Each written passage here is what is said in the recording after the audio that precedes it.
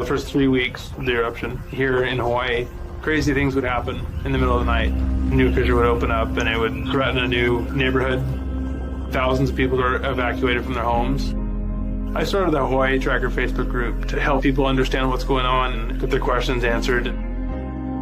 Hey, how's it going? We're live. This is Fissure 20. We had hundreds of people all throughout the neighborhoods sending in videos, articles, and images. We spend a lot of time making sure the accurate information gets out. This is live. Still lava moving. They weren't just sharing a story, they were helping their neighbor. If a family was being evacuated, the group would just jump in and help out. It was huge. They were watching out for each other. Hello everybody, thank you for coming. Thank you for the support from everybody. As we go through this, we're growing closer together as a community. When tragedies like this strike, you really realize how much you need each other.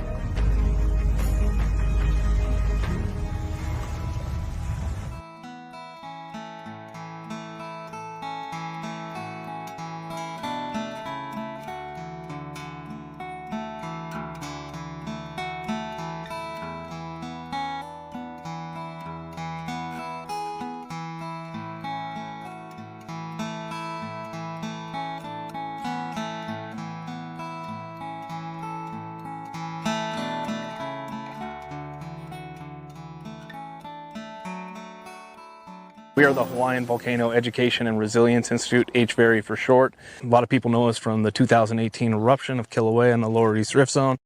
Working under Hawaii Tracker on the Facebook group. Since then, we've been trying to carry on and take the lessons, the hard lessons that were learned during that eruption and try and prepare for the next major disaster that comes to our island.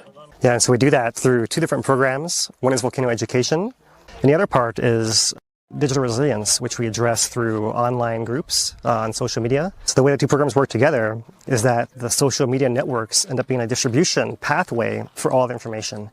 And having that network in place means we can provide more than just volcano education, but any other preparedness information as well. What we were working for really came about in the Mauna Loa eruption in 2022. Within hours of that eruption starting, we had the mayor, Mitch Roth, we had USGS-HVO Ken Hahn on the stream trying to help flush out a little bit of the ongoing because it's so new. It's completely different from our previous major eruption, which was 2018.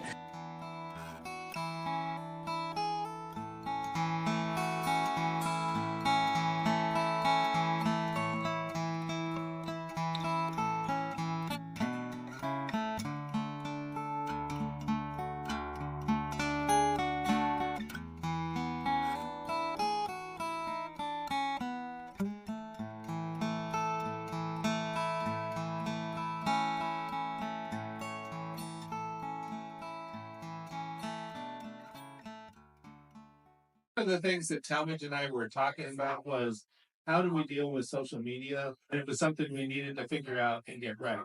Our job is to get information to the public and make sure that the public get it as well as possible and as correctly as possible. When Philip and Dane started coming to and live streaming the meetings, it was great because we were reaching more people than we normally would.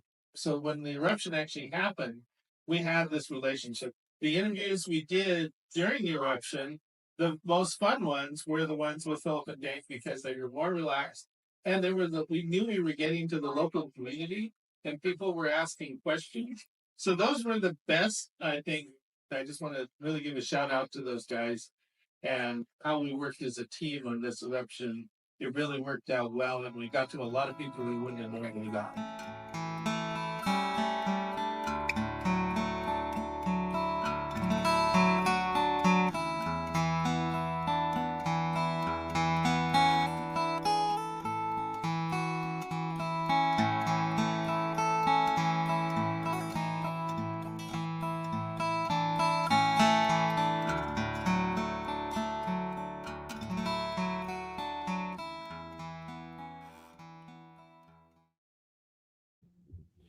Aloha everyone! Welcome to our Hawaiian Volcano Tracker for February 6th, 2026. We are HVERI, the nonprofit Hawaiian Volcano Education and Resilience Institute. I'm geologist Philip Ong, joined by Mr. Lou Atori here today. How are you doing, Lou? How's your last week? Doing pretty good. Here we are. I missed you guys last week because I was up top doing the last episode of Volcano Awareness Month. And Yeah, we have a lot to talk about. I mean, I'm the whole episode 41 you guys covered that Dane and I caught on the highway, and now we're about to roll in a whole nother episode 42 plus weather happening and VOG. You got a lot to talk about tonight. So been good on my end.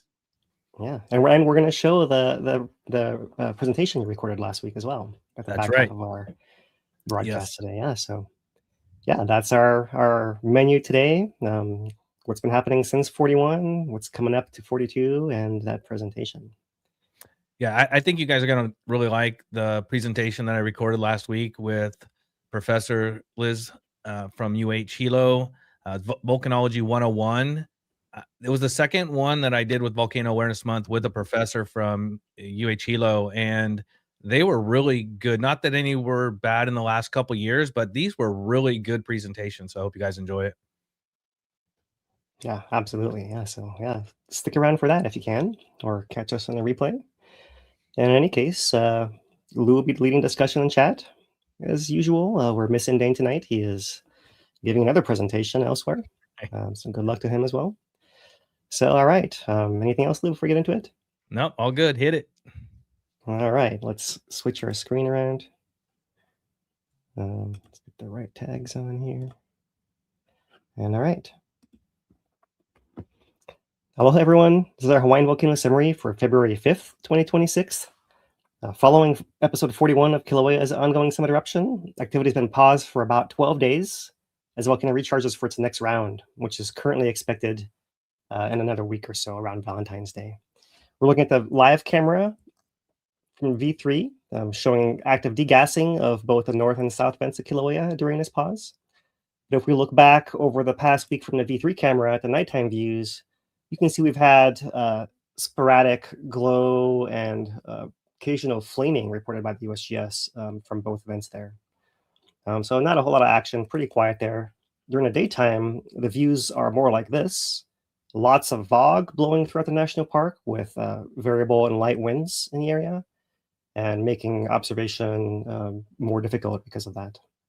So we rely on monitoring signals, as we often do, but more so during times like this. And you can see here from the ground tilt meter that the volcano has been recharging following the deflation of episode 41. Have not quite got to the threshold that we expect for 42. And according to the USGS's most recent models, based on current rates of inflation, the forecast for the onset of episode 42 lava fountaining is between February 11th and 16th. So that's the next window there.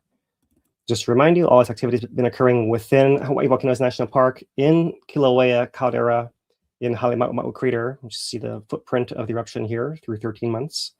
But that does not mean that there haven't been impacts outside of the park. This photograph from the Mauna Kea camera from last week is capturing the very high ash and tephra cloud that blew to the east over many communities in Hawaii Island, depositing tephra and Pele's hairs across the area mapped here by the USGS last week.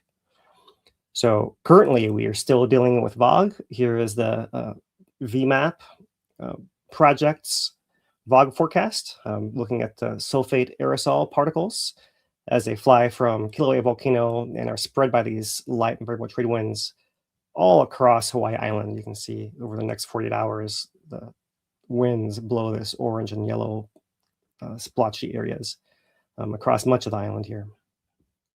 If we look at our current readings with the Purple Air Citizen Science Monitoring Network, you can see that there are some high values very spottily around the volcano area, but also widespread elevated particulate concentrations along the Kona coast and north as well, many places, even Pahala down here in the south. Because of this recent impact of the tephra, many people are wondering what episode 42 will bring, especially with the weather. So looking at the National Weather Service's forecast, the most important thing to note is that the weather pattern will change dramatically Friday night and over the weekend across the state of Hawaii, with a weather front advancing through the state, bringing wetter and winter conditions to the islands. This is expected to reach Hawaii Island towards the end of the weekend and perhaps bring some heavy rain that might help volcano residents clean up who are still digging out from that tephra and ashfall. Looking at earthquakes, here's a map for the past week. We have continuing events on the south flank and the Pahala source zone. Some earthquakes are happening around the summit, but they're much smaller and less in number as well, as you can see here. So here's the monitoring data for the last week on Kīlauea. Earthquakes per day look fairly steady here, maybe a slight drop off over the last week or so. And you can see in the depth versus time plot that actually the magnitudes of these earthquakes has also shrunk quite a bit within this last week.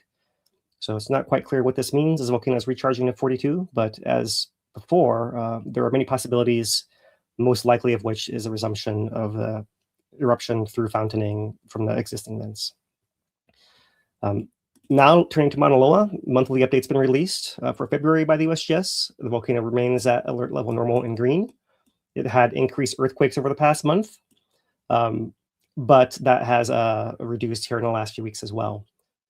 Most interesting is that the refilling of the summit reservoir system has fluctuated between the central caldera and the south caldera region over the past few months, leading to some deviations in the reading of distance between the two stations across Kīlauea, Mauna Loa caldera, Mokua Veo.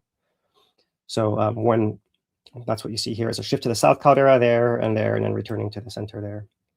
So that's the most interesting thing is Mauna Loa continues her long-term trend of refilling following its eruption. Nowhere close to the next one yet.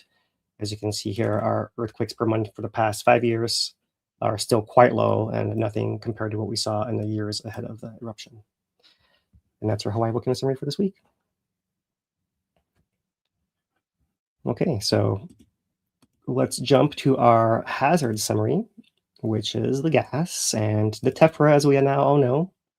But the gas is carrying the tephra around, so it's the thing to focus on here for us. And we'll start with the V1 camera, just the daytime views over the last week. And what you mostly see is the fog blowing all over the place, including across the face of the camera here, where it's hard to track what's happening day to day because of that. This would be a theme. This is a theme for the month, for the year so far, as is typical in the winter runs with our slack winds. And hopefully we'll have that forecast be correct and have some weather come clear some of this out here within the next few days. This is a V2 camera from further away, so maybe more of a view of what the visitor to the national park might see. And as you can see, also heavily impacted by the shifting winds and fog around. Here's the V3, perhaps the clearest view because it's normally in a more downwind direction. Normally the wind blows in the trade winds, the gas in this direction. So whenever it's going not there, that's our light and variable winds. And you can see it's really dancing all around there over the past week during the daytime. So that's your V3 camera. Let's look at a wider view, the KW camera. And the vents are on the right, and you can see lots of fuming spots on the crater floor. Remember, this is all recent flows, and there's lava injecting beneath the crust here. And all of that produces heat and gas. And so you can see the gas from those spots as well, dancing in those variable winds too. Across the caldera at the B1 camera, here is a view in the daytime as well. So trade winds normally blow this over in that direction. We have overlooks in the national park around here and over here and over here and over here. So you can see the fog really blowing across many of those areas, impacting visitation during the last few days, including today, as we'll see here shortly. So turning to the VOG measurement and prediction program from the University of Hawaiʻi, Manoa, this is the VMAP. Their forecast dashboard offers two buttons, one for the pure sulfur dioxide emissions from the volcano, which you can see are concentrating north of Kīlauea to the Hilo area, but also southwest, as it typically go towards Ocean View, Pahala, Na'alehu as well there. So that's the pure component as it comes out of the volcano, which reacts in the atmosphere with water aided by the presence of sunlight and produces these sulfate aerosol particles, which you can see now last longer and they disperse further from the source. And that's what you see here over the next 48 hours or so. You can see stuff's blowing all around, and this approaching front is doing some funny things with this wind direction as well. So looking at our maps, we'll start with the state of Hawaii air quality data map.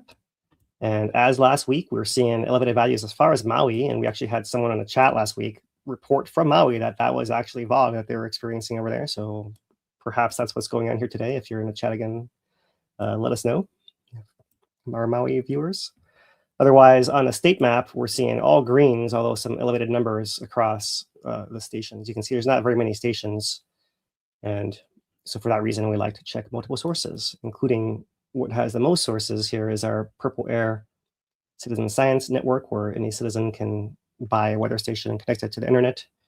And there you can see some elevated values all across. So this station that's north of Kīlauea at Kulani, you can see is one that often gets this VOG during the southerly winds.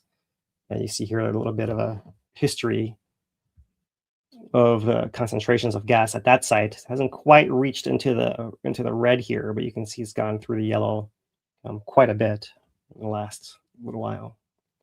That's just one station. Let's go over here let's zoom it in and come to everything looks pretty green. There's even a 0 over here at the visitor center, but maybe that's because it's offline. I don't know, but let's come over here to Uekahuna. And there you can see that the history is showing we've actually gone through yellows. Let's see if I can get this box to disappear. There we go. Through the yellows to the red and into the purple today on the purple air scale right there, right? So you can see it's been, you can see it comes and goes multiple times in a short period of time. But it certainly can be very impactful, especially if you have any respiratory sensitivities. So that's a little bit of the impact there. We can go south, Pahala, for example, and look at what the stations down there have experienced over time. And so there you can see some of that into the yellow up and down. And now let's go to up one station up here. Let's just do one in Hilo and see what that looks like. And so not as bad, but certainly climbing into the yellow and even into this orange threshold right there from time to time. So watch out for the VOG. It's still our biggest impact for sure. And where the VOG goes, tephra may follow. And that's why it's important for us to look at the weather forecast coming up. But before we do that, let's look closer to the national park. They also have their own air quality page. Here is their current summary with everything right now showing in the green in a national park and downwind on the south and southwest coast of the island. The current wind speed here is very slow to almost none, 1 meter per second, 2 miles an hour. It's very still out there. So these conditions could change quickly. We can go to their charts to look at the history at all these areas, right? So here is the Art Center, experienced a brief period of SO2 earlier today in the early morning. At the Uekahuna site, you can see we've been in a red for a couple hours period right there. So that would be something that would prompt an alert from the National Park Service, as Lou mentioned he saw earlier today. So there it is. There's that site. Look, unhealthy between, looks like around 1:30 all the way till 3:30 or so this afternoon. And coming and going here, another spike at 4:30 as well. So SO2, but also particulate matter, which spiked a little bit more so in the later hours there. These are only hour-long buckets in this case. Everywhere else on this is in the green, apart from the steam vents, which also in that direction downwind is showing occasional SO2 spikes as well. So certainly follow park guidance if you're there. If you're not seeing any guidance and you especially have sensitivities, go and find someone to talk to, because it's important that you keep yourself safe. This is the biggest hazard right now for people in the park. All right, and so that said, let's one last gas view here. We'll look at the Mounts satellite, which is capturing SO2 from space. And so here is the most recent capture from the 4th, showing VOG blowing to the northeast. Yesterday, it was more pooling and covering this whole southeast part of the island. The day before that, it was back to the north. The day before that, it was more dispersed, but more so to the west. Before that, more dispersed. pooling all around. Oh, let's get us back here. And there to the southwest again. So in sequence, looks something like this. And so you see it really is flopping around all around the southern part of the island, primarily here. Okay, so then going to the National Weather Service here, to our area forecast discussion. We mentioned before that they expect light, predominantly southern winds through early Friday. This is a state synopsis. The weather pattern will change dramatically Friday night and over the weekend as a frontal boundary advances through the state, bringing wetter and windier conditions to the islands. Periods of heavy rain, isolated thunderstorms, and strong winds will then persist through early next week. A drier air mass will move over the state around the middle of next week. However, isolated showers associated with the trade wind flow will persist. So that's the most important thing there. As of right now, they currently expect the trade winds to persist through past the middle of next week, which is about the window of when episode 42 is going to arrive. And so that's our biggest hope right now. We'll have to keep an eye on this. Forecasts can change, of course, but given the impact that everyone just had with episode 41, I'm sure there's a lot more anxiety out there. Everyone I talk to out in the field is saying that they're more worried than before. This is going to happen again. Yeah, you heard similar, Lou? Talking to people out there. Yeah, that's definitely the talk that's out there. We were up there on Sunday and early Monday morning and vogged out. And I just was talking about this with some others as well as we thought we had our peak Kona low wind come through with that 50-mile-an-hour gust that happened last week. And we kind of, even though we had this massive amount of tephra that came through, overall damage wasn't compared to last year's 80-mile-an-hour gust that came through. But it doesn't look like we're out of the wind, so to speak, yet. When we were up there at the park, we were standing there just shooting some video and looking around, and I started noticing the tephra that was on the vehicles in the parking lot. We were at Kīlauea Overlook, and I just was, the first thought was, there's no way that tephra had been on there for a week. And then the wind gust came and it was still blowing the tephra out of the trees. So it's a combination of episode 42 could put us in that same situation again. And there's still tephra and Pele's hair all in the trees up there. So the wind is a major issue right now. Yeah, absolutely. Yeah. So looking a little further into the forecast here, so we know a little more to expect. That front is forecast to reach Kauai Friday afternoon or evening, and then slow as it works its way down the island chain over the weekend. So we've heard from our contributors that Hawaii Island might be Sunday night with a first rain arriving, and perhaps the heavy rain coming on Monday and lasting into Tuesday, something like that. It's weather. We're not weather forecasters. We're just reporting their best guesses at this point. So take that as you will, right? But we have seen this pattern of weather fronts coming down from the north during the winter months just about every year, right? So that's what we get. And so we know a little bit more what to expect. It does say here that the front will begin to stall in the vicinity of Maui County. And so that puts into question, if it comes all the way across us, that's when we usually get the strongest winds, right? So we'll see what the forecast evolves, if it's going to actually stall, and what that might affect that later part of the period there, as far as more variable weather, or if it allows the trade winds to stick around. That's the most important thing here. So if we look at the actual imagery, here is the GOES 18, channel 13, the animation from Mauna Kea Weather Center. So here we are, and here is that front that has this flow that's from southwest and northeast, but the whole front itself actually marches down to the southeast and comes across island chain. So it'll kind of work its way there, then there, and we'll maybe stall around here. And then it's so big, you see, of course, that it's going to have effects over Hawaii Island regardless. So that's what we're looking at. And that's the most important thing in combination with episode 42 at this point in time, given the most recent impact. So if we look at the easy version here, there's a 7-day detailed forecast, right? What's most important is the winds, south-southwest today and tonight, west on Friday. On Saturday, they are saying light and variable wind becoming east in the afternoon. That's the change over right there, right? north-northeast wind by Saturday night, northeast wind on Sunday, northeast wind on Monday, Tuesday, and Wednesday as far as the forecast goes out. So that's the best we could hope for, but we'll have to wait and see because, our window goes past Wednesday, and so you never really know what's going to happen there. But that's the most we can share as far as our main hazard, the gas and the tephra, and the recent impact that's had on people here. So, yes. Yeah, I do have a update from the park on that VOG at Wake Kahuna.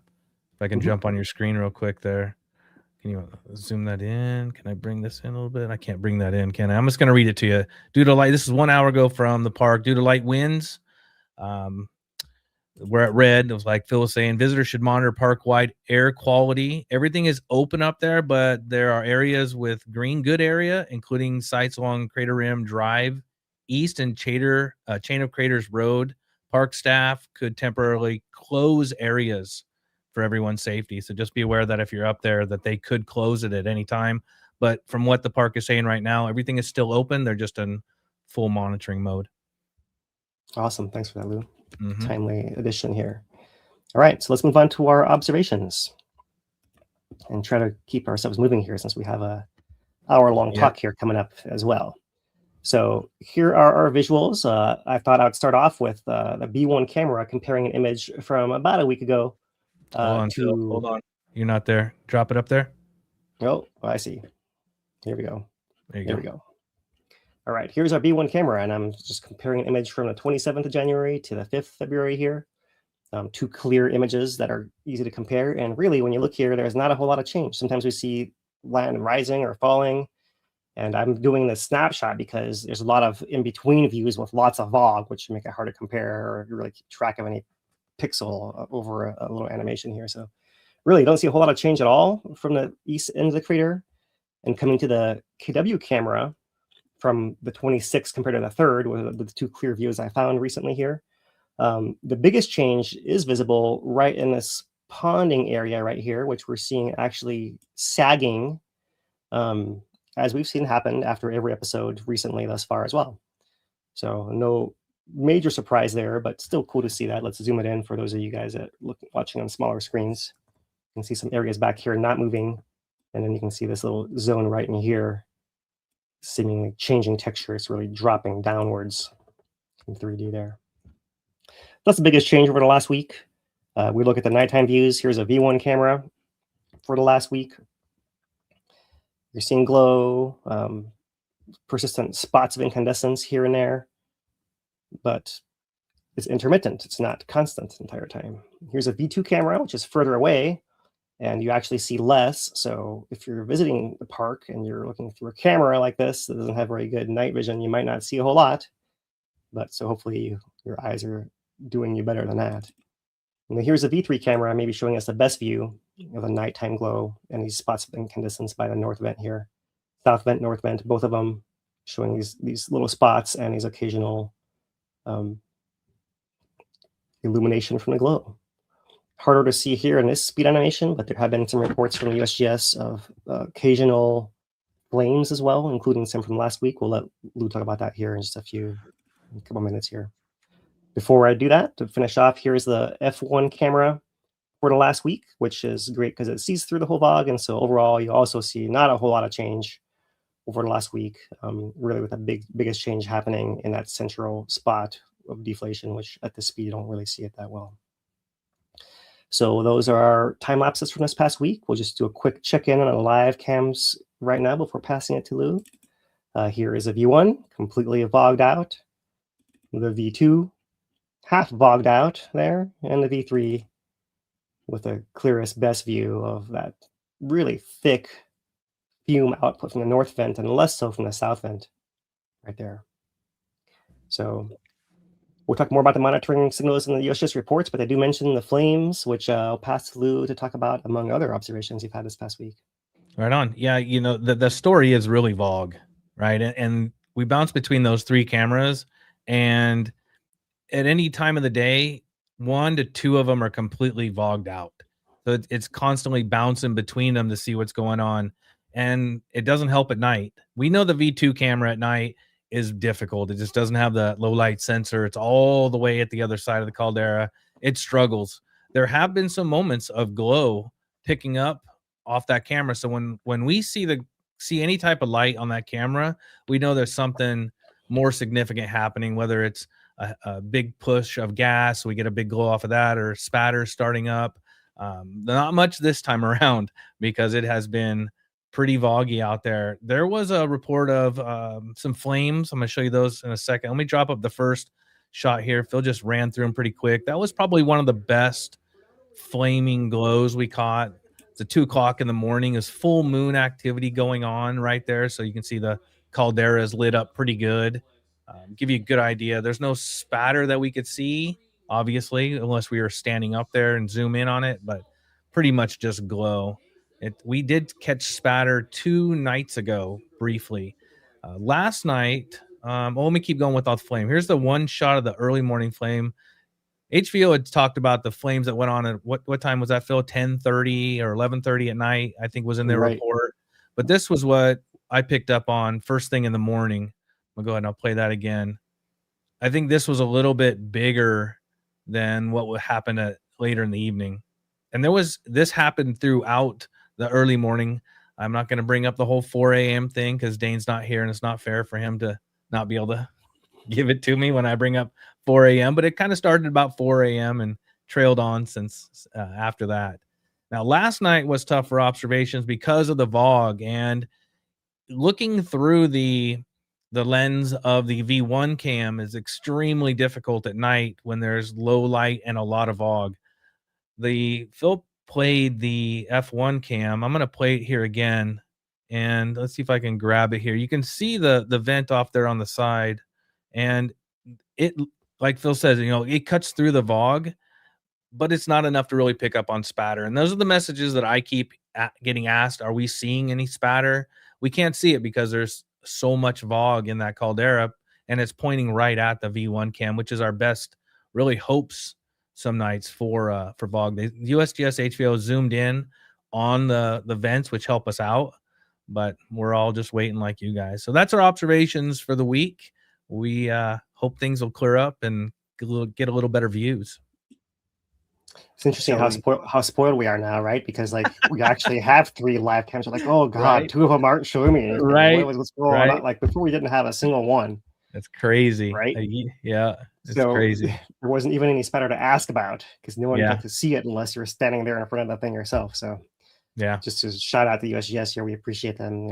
Absolutely, that's just how it is, right? And so 3 cameras is awesome. That means one is getting a good view all the time. That's pretty incredible that they actually got us to this point. I love when they adjust the cameras. We always at the end of the episodes, we wait for them to kind of reposition and get set in this time in between. And then 2 days ago, 24, 36 hours ago, they start the first little zoom ins, right? So everybody gets that. Is it time for precursory? Are we, everybody gets that level of anxiety, maybe anticipation kind of steps up a notch. It's been they've made it a totally different experience because we can view it online now. And so, like you said, hats off to those guys for the time and effort to be able to keep that coming for us when it's, obviously, they do it for research and data, but we get to enjoy it. Yeah, here's our zoomed in view, and we're just trying to get a closer view of what's going on there, right? So yeah, we'll keep an eye on you guys and update you guys on this part of it next week. Yep. Shall we roll into community corner? Not quite yet. Let's do that before our talk, yeah, since it's not going to be our back half. So let's switch over to our monitoring, and let's look at a couple of highlights of the monitoring updates that have been put out. So here's Saturday, January 31st, and this is when they actually note that there was intermittent moderate glow from the south vent, less glow from the north vent, but it did emit occasional flames, including a large bright flame at 10:37 p.m. That's that one, the first mention of a large flame by the USGS. I'll skip a bunch of days in between, but all the way to Wednesday, they note that there's intermittent glow.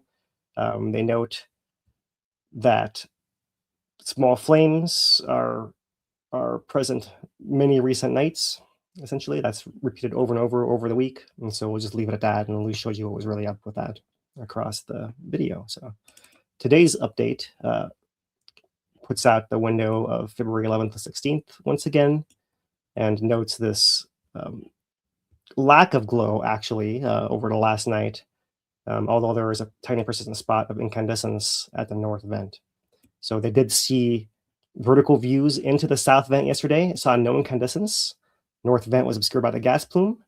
However, they have seen pulses of tremor recurring under the summit several times per hour, correlating with periods of increased brightness at the south vent, suggesting that gas pistoning is continuing within that conduit.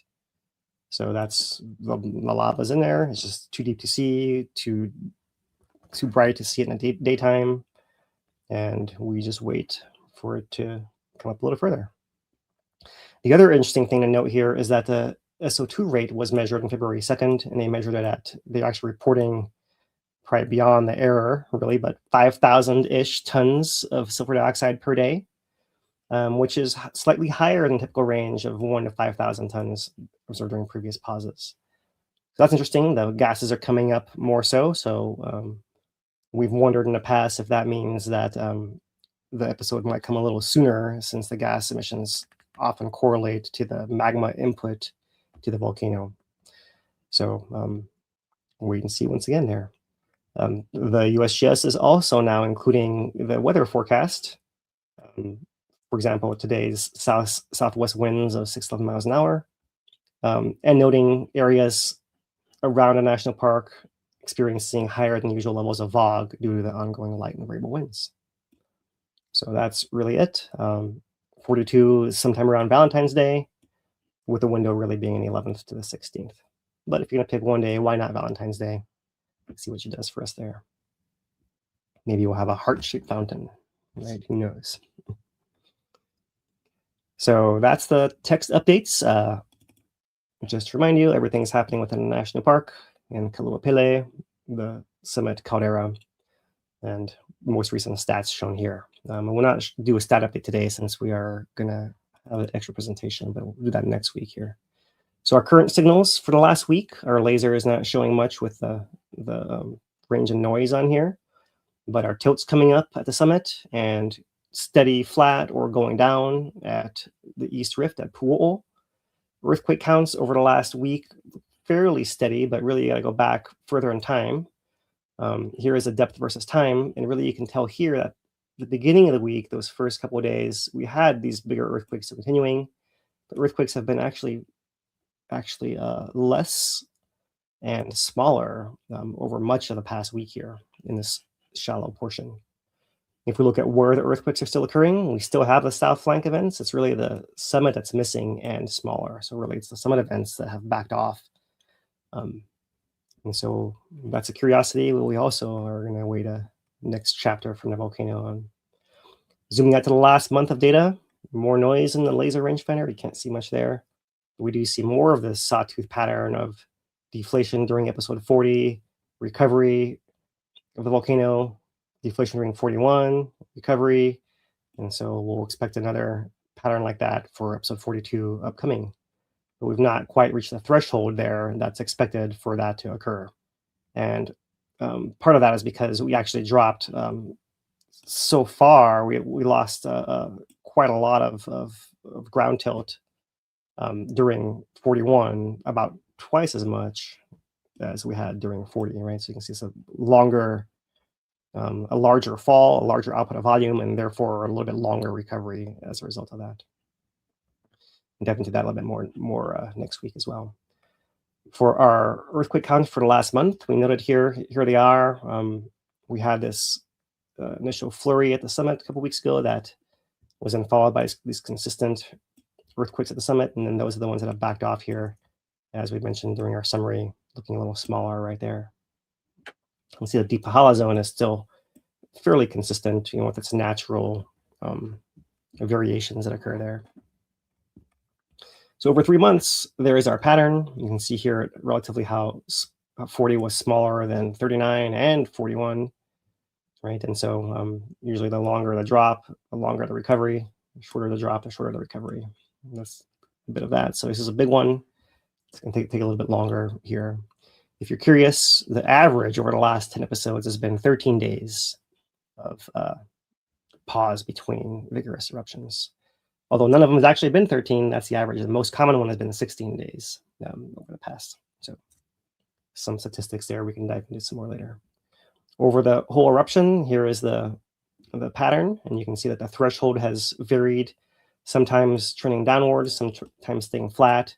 Currently seems to be trending downwards, and so that's incorporated into the models for where this tilt threshold has to reach for the next episode to have an onset. And that's where they get their calculations of volume erupted, as well as when the next episode might come. So over the whole year, here is the depth of lava stepping upwards with each episode when it's online and flowing underneath the laser. Earthquake counts per week for the last year. You can see we're elevated over the past few weeks, but now we're going to resume back to normal here. 3 weeks of higher, or 2 weeks of really much higher, 1 week of a little bit higher, and you're back down once this current week wraps up here on this graph.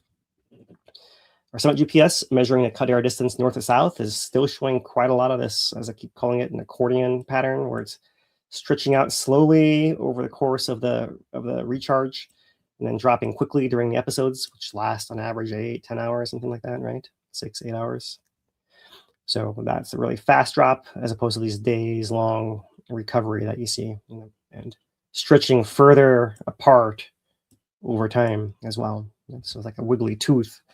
The volcano is just really working those cracks, those hinges. So that's interesting to note about where that weaknesses might be, and as the eruption evolves, which it must do someday, then how that might affect that process as well. And our GPS at the rift zone is offline for the distance measurement, but we saw from the tilt that everything looks okay over there. The USGS is reporting the same thing. For extra comfort, I can bring you to the 2-year GPS plots, which at the summit are showing the ground going down and moving. But at Pu'o'o and Middle East Rift, they're showing it actually also going down quite rapidly with no indication of any magma injection, unlike what we saw in mid-2024, which is what that signal looks like, something like that. So none of that, just steady downwards, nothing indicated on the rift zone anytime soon. So those are the monitoring signals. I think, let's see here. Let's show you the one mounts project. We have an INSAR image here that was captured on the 4th for the previous 6 days. And here it is again, a little bit bigger, showing the pass of the satellite over the volcano after episode 41 ended. And so if you look at the pattern in here, there's a little bit of model zone within the crater itself. That's the actual surface of lava adjusting, or something along those lines, right? Over the course of time with injections or the sagging or what have you. And in the broader picture, these bigger bands, which seem to be centered around here, right? You see like a purple followed by an orange, followed by a green, eventually it gets to blue out there, right? So towards the center, blue to green to red to purple is towards the radar. It's inflation. So this is tracking the filling and the bulging of the ground as volcanoes recharging over the last week or so. Those are the monitoring signals. We'll move on to earthquakes in a little bit more detail here. Recent earthquakes from the USGS plotted by depth here for the last week. Pahala population is ongoing steady. We have a couple other events north part of the island, which are also settling events. We've pointed out Kīlauea, which has a few south flank events noteworthy here. Let's zoom this in a little bit. South flank events here, a few summit events. You noted our other map shows more dots than this because it's got a smaller threshold. But this gives us a bigger picture, showing us all the way to the east tip of the island, where you see there are some other smaller adjustment earthquakes on that flank as well. But also we're seeing here that there is earthquakes on Mauna Loa, and these are all in an intermediate depth range here, and nothing clustering and nothing really, whether it's in space or time. So it doesn't seem like it's anything major changing, but continuing adjustments of the volcano to its recovery, also filling with magma ever since the end of 2022. So that's how they look on that map. Let's show you guys the earthquakes plotted by time. So the most recent one coming in here is that one, 1.8, 20 miles down, 5 miles west of Kīlauea. Otherwise, the largest earthquake over the last week was a 3.1 Deep Pahala right over here that occurred about a week ago. We're actually now on the 30th here and 20 miles down as well. So nothing really noteworthy to pull off from the earthquake. So just leave it at that for this week here. But we did mention Mauna Loa. So let's look at the Mauna Loa signals. We see a lot of that small non-volcanic variations here day to day on the tilt. Earthquakes, depth versus time, is not really very interesting. There's not that many earthquakes to see any real pattern at that scale. Over the month-long period of time, we see maybe these bigger swings that are also not volcanically related. And earthquake rates per day, you can see had a jump here, which if we look at our depth time plot corresponds to this larger event that was a Mauna Loa flank just about 1 week ago. There, that was that magnitude 3. Let's see if I can find that one up here again. 3.3 there on the 29th. Yeah, just about a week ago here. So there it is, and some shallow earthquakes following as well. But we see that the deep earthquakes we saw last month that you can see are spread out in time here, but tracking this activation of that deeper root system of the volcano. When we zoom out in time to like a 1 year period, they look like they're more clustered as a set right there. Right? There's earthquakes per week over the last year. You can see it got a little bit higher beginning in January, following a peak in November. But overall, it's got this variation. See up and down and up and down. And so one of the things we heard from USGS was you're looking for the steadily increasing climb of counts, and we're not seeing that. We're just seeing this adjustment here, adjustment there, adjustment here, adjustment there pattern from the volcano right now. So all that's as expected. The big picture really is this, that over the last 5 years, we're down here. So we've had a slight climb right here. And this is our change we're talking about, but it's nothing compared to the scale we saw before 2022. So that said, here is a most recent USGS update that notes seismic activity increased slightly over the past month, with tight clustering of events under Mokoa Ve'oveo and upper southwest rift zone early in the month. That was a continuation of elevated earthquake production from the end of the previous month. A total of 123 events were detected under the summit region in January, while the prior month had 94. GPS shows variable rates of inflation at the summit over the past 6 months. This is associated with refilling of that summit reservoir system following the 2020 eruption, as well as a recent refilling of a magma chamber under the southern caldera region. Gas is normal, temperatures are normal, everything else is as expected. So that's the Mauna Loa update. And with that, we have reached time for our community corner, Lou. All right. I've been Volcano Watch just came out, so you can take a look at that while we go through some things here at Community Corner. But first, I had a request that somebody was asking about the spatter and if I had a clip of it, and I do. So I'm going to drop it up here on the screen. Happened on the 4th. That's yesterday, 2:54 a.m. That is the visual of the spatter happening right there, where the magma is a little bit closer to the surface than what we can see right now. And we've had some bog kind of blocking that out. So a little late addition to our observations, but it still counts, Phil. Great job getting that in there. All right, we got it. All right, let's roll into the community corner here. Let me drop this and put this in here and see what's going around here. I don't have permission for that, apparently. All right, let's go.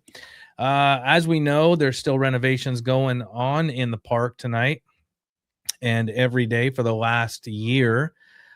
We went up there this weekend to look around. We go up there quite a bit, but it's good to see some progress going on. Highway 11 still has utility pole replacement going on. The Tree Molds Road is intermittent closures happening. They're asking don't hold the tephra. Phil talks about that all the time, about the Pele's hair that's in it. You pick it up, you're oohing on, taking your pictures. It's going to get in your fingers. It's not fun to get out. And watch out for the wasps. They never go away up there. Lava viewing all over the park. And even one of my favorite spots is, just like we got closed out of episode 41, you can always head up top and enjoy the view looking down up on Mauna Loa. Here's a shot we took when we were up there on Sunday. This is looking a Kīlauea Iki overlook, straight shot down to the vents.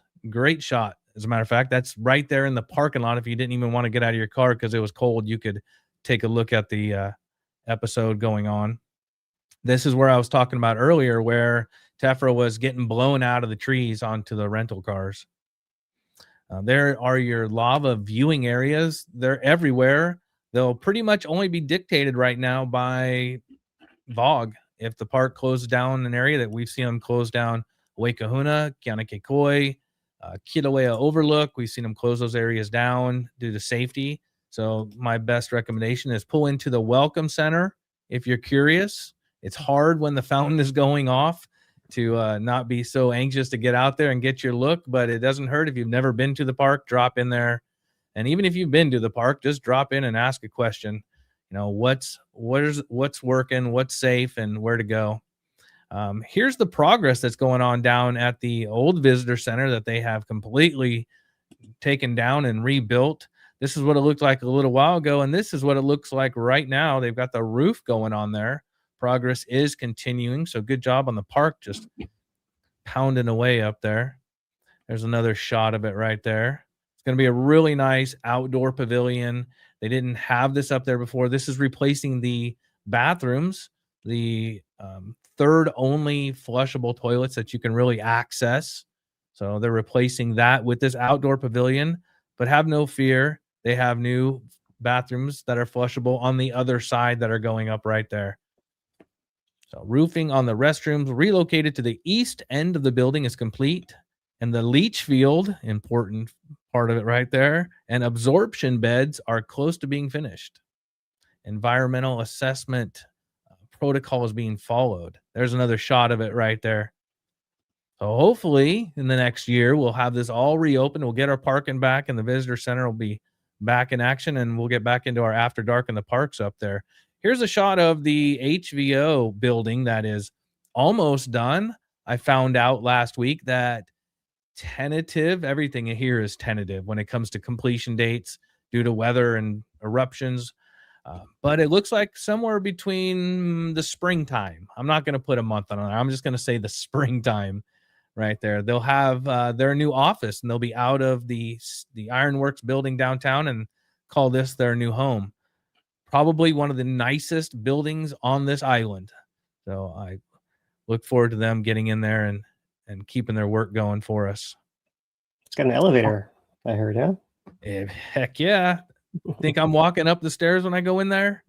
Taking the elevator. Come on, Philip. So yeah, it's first one in national parks that I'm aware of. Ever having been there. Not counting those steel cable trolleys they used to sing across the theater. Right. A little bit more high tech now. Do we have it verified that it's not one of those? Why break with tradition? Let's ask at the next chance we have. Yeah. All right. I'll definitely put that on the top of my list. All right. Parking up there is chaos, chaos, chaos. There are people from every corner of the planet. Seriously, every corner of the planet in that park at all times of the week. Not everybody understands our driving style here. So if you're from here, if you are a normal common sense driver, pay attention and just work your best way through it, because parking is brutal. People are parking everywhere where they're not supposed to be. I recommend park where you should be. Recognize that you're in a safe area, because the park is issuing citations and they will tow you. They don't want you parking where there's cones set up, and they have barricades along the road now. They don't want you parking on the grass where you may hit a nene or get stuck. Last week, there were 3 vehicles that I saw being towed out because they pulled over too far to the side of the road. So pay attention. Here's that road I was talking about, Mauna Loa Road. Great viewing, and you don't even have to park inside that area of the park. You can go up top. These fountains are so massive that you can get a great view from up top and really avoid the tephra, the VOG, and the parking. I recommend this trip up here. Here is something that should be good today. I haven't got a late afternoon notification. I was waiting for it for this community corner, but the restroom over at the lava tube there was closed. I don't know why. I just heard it was closed, but it should be open today, hopefully. Stay tuned for that one. Stay hydrated as well up at the park. Sun and wind exposure are a real thing. It's cold right now, but then it gets sunny and you get hot. Wear a wind-brimmed hat for some sun protection. Drink plenty of water. You guys should know all of this. These are common sense things when you are outdoors. I see a lot of people up there in open-toed shoes. Good luck. That's all I got to say on that one. There it is. Stay hydrated. The park says safety is your responsibility. There are not water bottle filling stations yet, so make sure you bring it. There is water available for sale, but good luck if you're there after hours. Bring it. And for those that have been sending me messages, thank you very much. Here you go. Uh-oh. Let's see if I get it. Oh, it didn't give it to me. You're going to have to wait. Uh-oh. Phil, we're going to have to come back to that one. Sorry, guys. Didn't work. That's your video. Let's see if I lost everything now. There we go. Stewardship at the summit for rainforest restoration is going on. Volunteer to help remove invasive non-native plant species that prevent native plants from growing in Hawaii Volcanoes National Park. February 7th, meet at 8:45 up at the park. They'll provide some shovels and gear for you up there, but dress appropriately. We are going to get hit with rain. Philip just talked about this weather advisory that's coming up on us. We're expecting a soaker. I would also maybe even check in with the Welcome Center to make sure it's even still going on that morning, just in case. That might be before the rain comes, possibly, yeah? Right. Yeah, keep an eye on that. Yep. Check the park website. They may put an announcement up there. Sign up for their email. They may put that out as well as an announcement. Yeah. Last time I was up at Waikahuna, which was a couple days back, 4 or 5 days ago, I noticed a sign outside as you walk out to the viewing area. And that is a sign they have out there of ranger guided programs. So if you pass the Welcome Center, know that look for a sign up there if you're interested. And if they're having something, double back or ask one of the rangers. I saw 2 rangers while I was up there. There's rangers everywhere. Ask questions. The Hawaii Science and Tech Museum has an event going on. It's the Keiki STEM Workshop Blender. That's going on at 10 o'clock on February 7th. This will be going rain or shine, guarantee you there. There's an email address right there, emmy@hawaiisciencemuseum.org to get registered. There is a small fee. It's $1 for children and $2 for adults, grades 1 through 6. This should be a really good program put on by these guys. And I got to double up on that one and join our email list to get your alert. Dane and I sent your alert out for episode 41 on the highway when Philip was talking about us getting stuck on the other side of the island during this episode. We were over there sending out this email. And if you'd like to get notified, go ahead and sign up at hveri.org/subscribe. Also to be part of our newsletter email list is also there. And that brings us into here. And I'd like to say thanks again to everyone for tuning in. Our organization truly relies on support from viewers like you. Every like, subscription, and share helps us keep the stream going and makes it more visible to others who might benefit from it. We also like to extend our gratitude to the County of Hawaii for supporting us, both through the VIVI grant and soon the Kīlauea Recovery Grant. Their support helps us fund a broader work in digital resilience and youth development. And big mahalo out to Mark. I saw Super Chat come in here. Where is it at here, Mark? Mark Hardman threw out $50 somewhere in there. There we go. Thank you, Mark. And Norm also threw out $20. Thank you. And I see Raven over on our donation platform also threw out $10. Thank you guys very much for your support. Then I think that covers our donations. All right, Phil, do you want one question before we go to our video? I got one question. Sure, we can do a question. All right. So the question was brought up that someone is unsure about seismic activity as it refers to waxing and waning at Kīlauea. Unsure about the activity as it refers to, so yeah, I mean, there have been, oh yeah, so someone, it's not uncommon for it to wax and wane, absolutely, right? But the interesting thing is that during this most recent waxing, the USGS put out information statements suggesting that the eruption might actually change in character because of that, right? So that's really the interesting part there. So why we give it a little bit more attention is because of that. But yeah, it is normal. So, you know, what we saw the last time is despite all those earthquakes, the fountaining through the existing vents was still the easiest outlet. And so that's what we expect without the earthquakes as well. So really, the earthquakes are an interesting twist into things here, but it hasn't actually led to anything different that much yet. Yeah. Perfect. There's some other questions that have been coming in that you guys have asked that's going to be answered in this presentation from Lis Gallant from the University of Hawaiʻi at Hilo. One of them is what is actually a lava bomb. She talks about that and what the actual size. I don't know, Phil, you may like this. What the actual legal size to qualify is for a lava bomb was interesting, and as well as, huh? 64 millimeters. Oh, we gotta wait. You're gonna have to watch. Wait, Phil. huh? That was on the thing I should put up earlier. And then the other thing is how they are measuring the height of a fountain, because at the end of every episode, everybody always says, well, it was this. So not only is Lis Gallant there talking about it, but there's also David Phillips there as well from USGS-HVO. So stay tuned. Here we go. Well, so yeah, before that, Lou, let's you mentioned Volcano Watch is out. We can touch on that real quick here. Grab it. So let me get my screen back up. There you go. So here is a Volcano Watch just recently released, hot off the press. News citizen science tool. Is Tephra following is the name of the tool. Right? So the long and short of this, this is not yet posted, but it will be shortly across all of our platforms.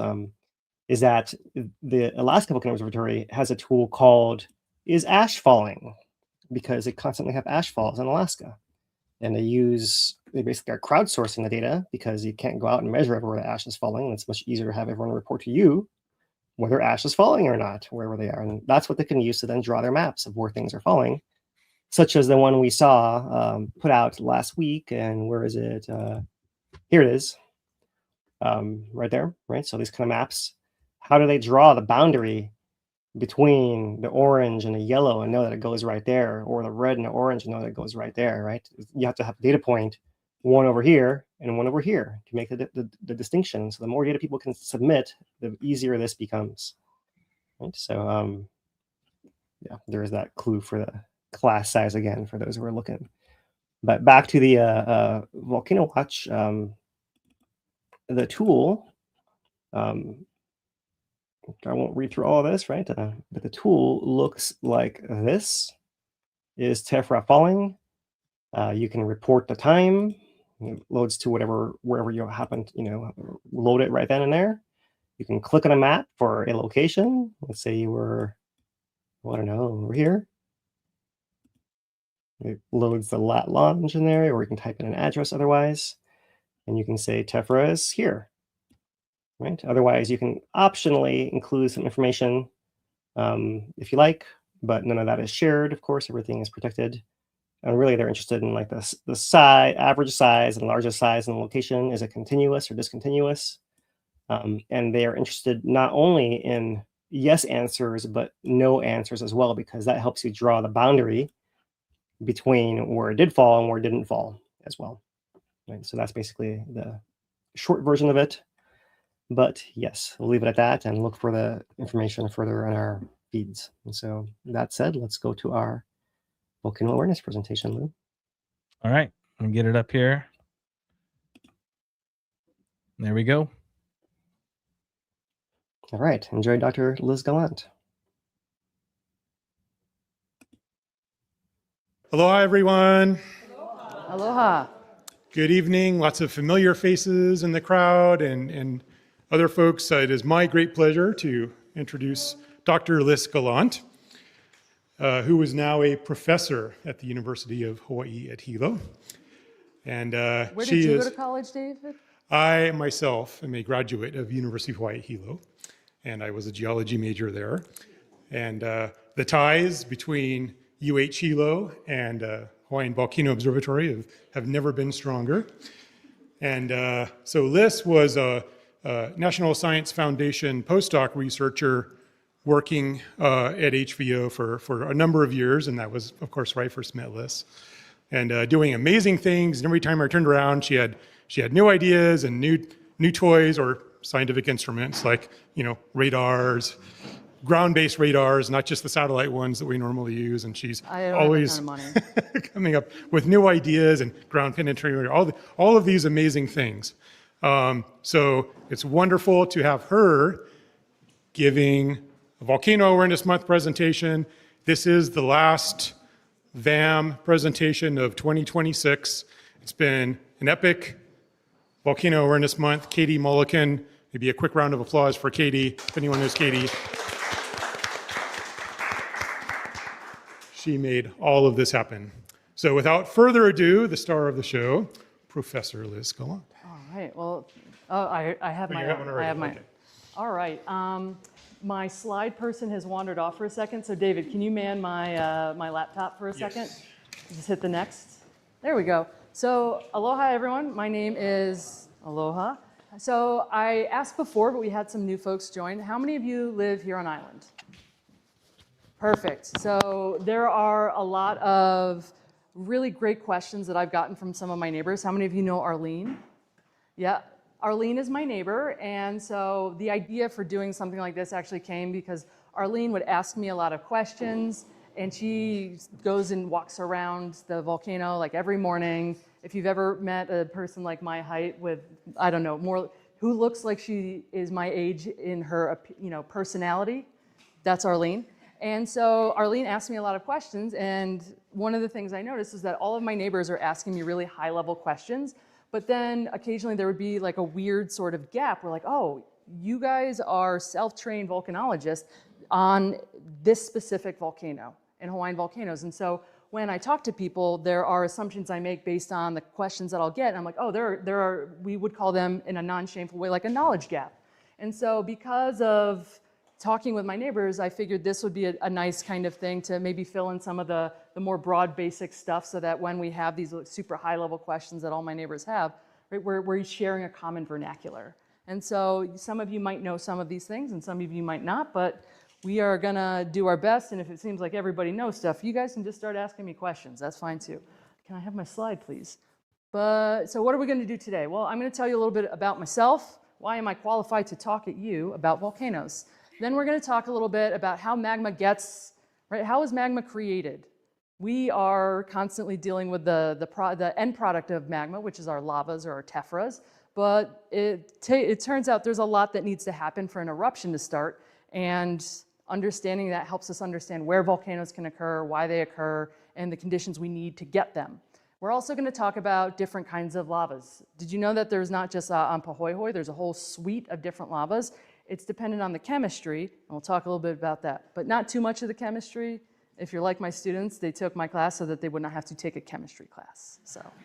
And then we're going to talk a little bit about eruption styles. As we have probably learned, you can have a variety of different eruption styles at the same volcano. And a lot of people will be like, well, why do you have things falling on your roof? I thought Hawaii erupted with lava flows. Well, yes, it erupts with lava flows, but other sorts of things as well. And so filling in those gaps. And finally, tephra. I wasn't originally going to talk about that, but then it fell on everybody's roof, and so I figured we cover a little bit about some of the terminology and how we get different kinds of tephra. Topically relevant. We like to stay current in our classes. All right, next slide, please. And so thank you for the introduction, David. I appreciate that. One of the things that I like to talk about with my students is my nonlinear path into geology.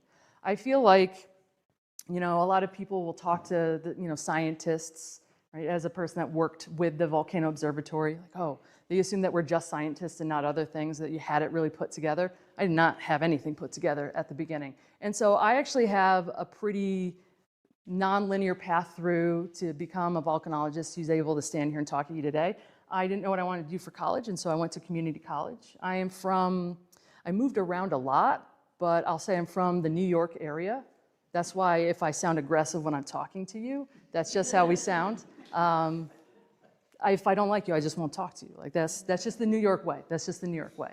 And so I went to community college, and then I actually have an art degree. I have a graphic design communications art degree. And for those of you, maybe with grandkids, I'm going to assume, maybe those of you with grandkids, I use that art degree every day in my geology career. Like learning how to communicate with people. Art is not just, here I painted this thing for you. It's how do you communicate these ideas. And so it turns out that art degree is super helpful. I did a semester in Aotearoa, New Zealand, which was great. I majored in playing rugby for the most part. And then I went and I took a Te Reo Māori class. And so that actually helped me learn a little bit of Alelo Hawaiʻi. So that was super, super excellent. And when I was playing rugby, I met a gal, her name is Katie, and not Katie Mulliken though, different Katie. There are a lot of Katies in volcanology, it turns out. I'm like, what do you do? She's like, I'm a volcanologist. That sounds like a fake job. Are you looking for, a $2.5 million, 8-bedroom, 40 bath house on the TV? Because those are the people that have jobs like that.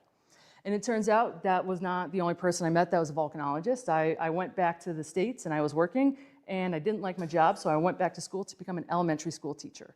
And on day one of my class at Buffalo State College, a woman's like, I'm a volcanologist and I need some students to help me do research. If anybody's interested, please come talk to me. Absolutely was interested, and so that's how I kind of transitioned away from art, not away from education, but away from like K through 12 education and into geology. And so through that experience, I got to work in El Salvador when I was an undergrad, and then I moved to nowhere because I applied for grad schools and I didn't get in the first time. I had a lot of research, I had really good grades, but I didn't come from a big fancy school, and so there weren't a lot of opportunities. No one's rolling the door open for Buffalo State College students at the time.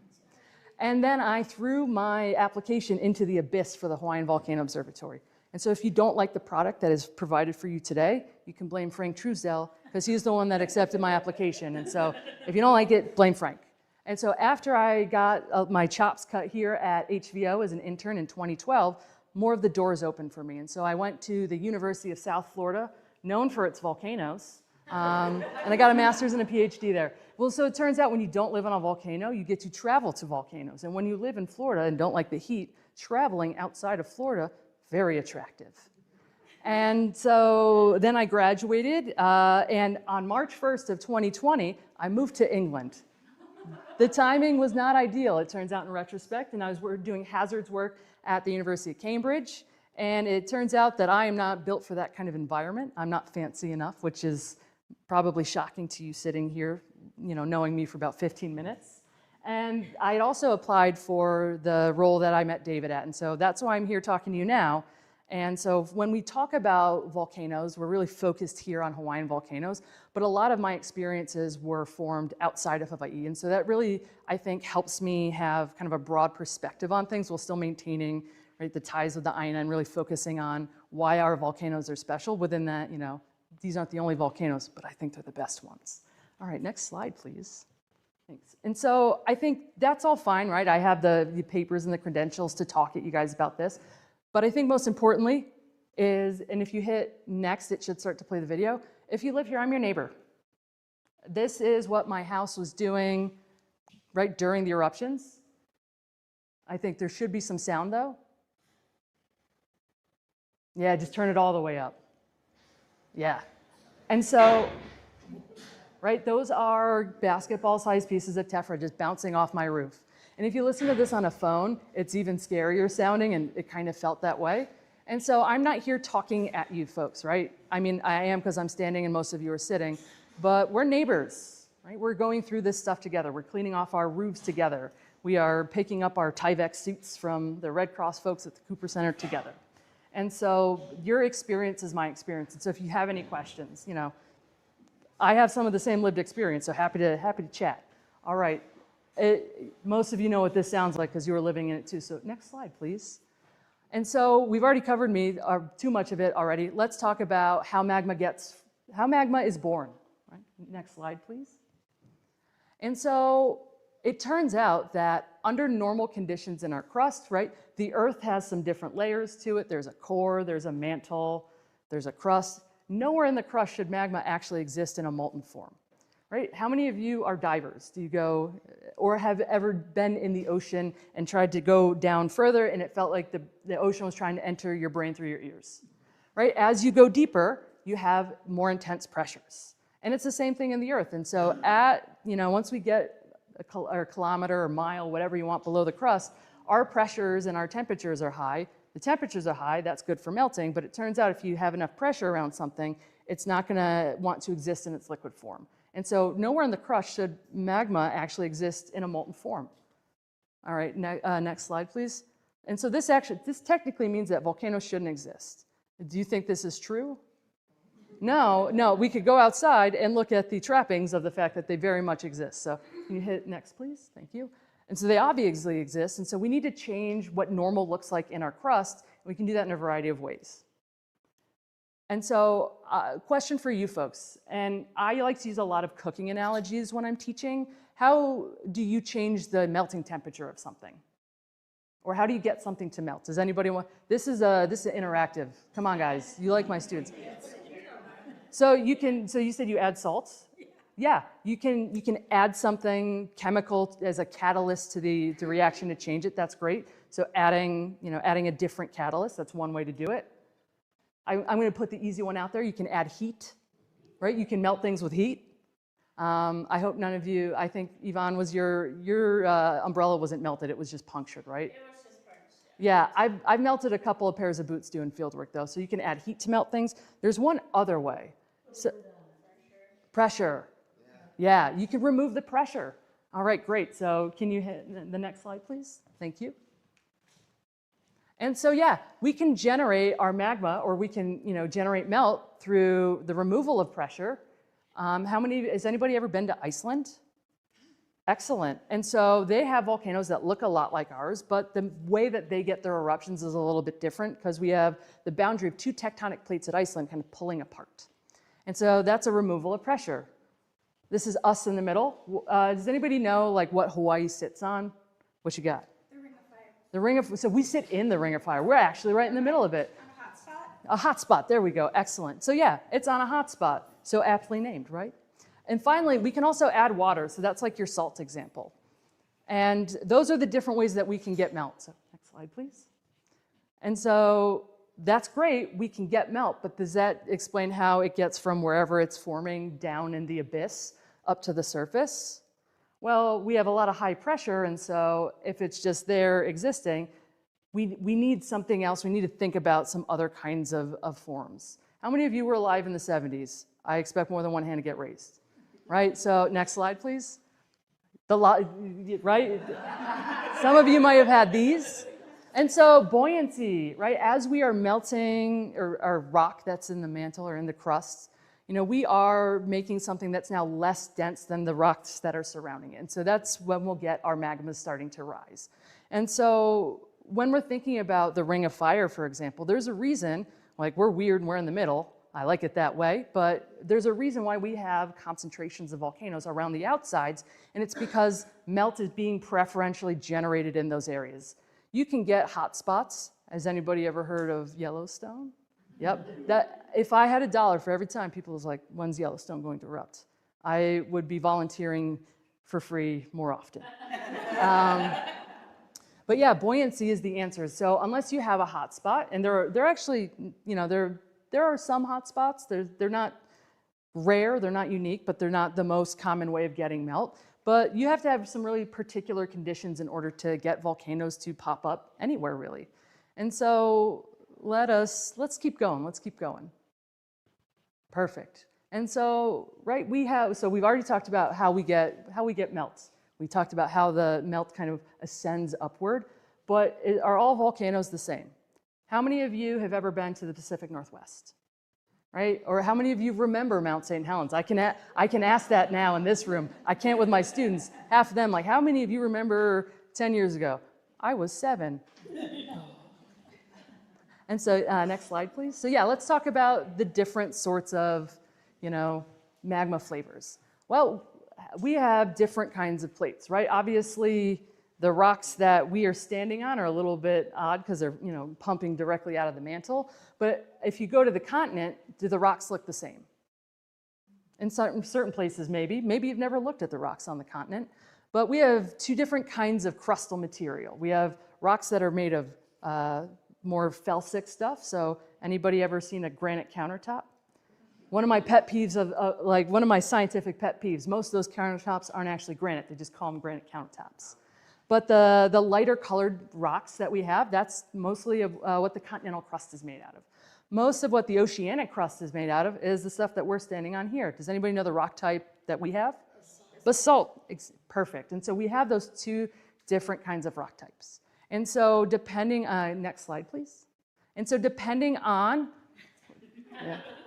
the food analogies, I actually toned it down for this.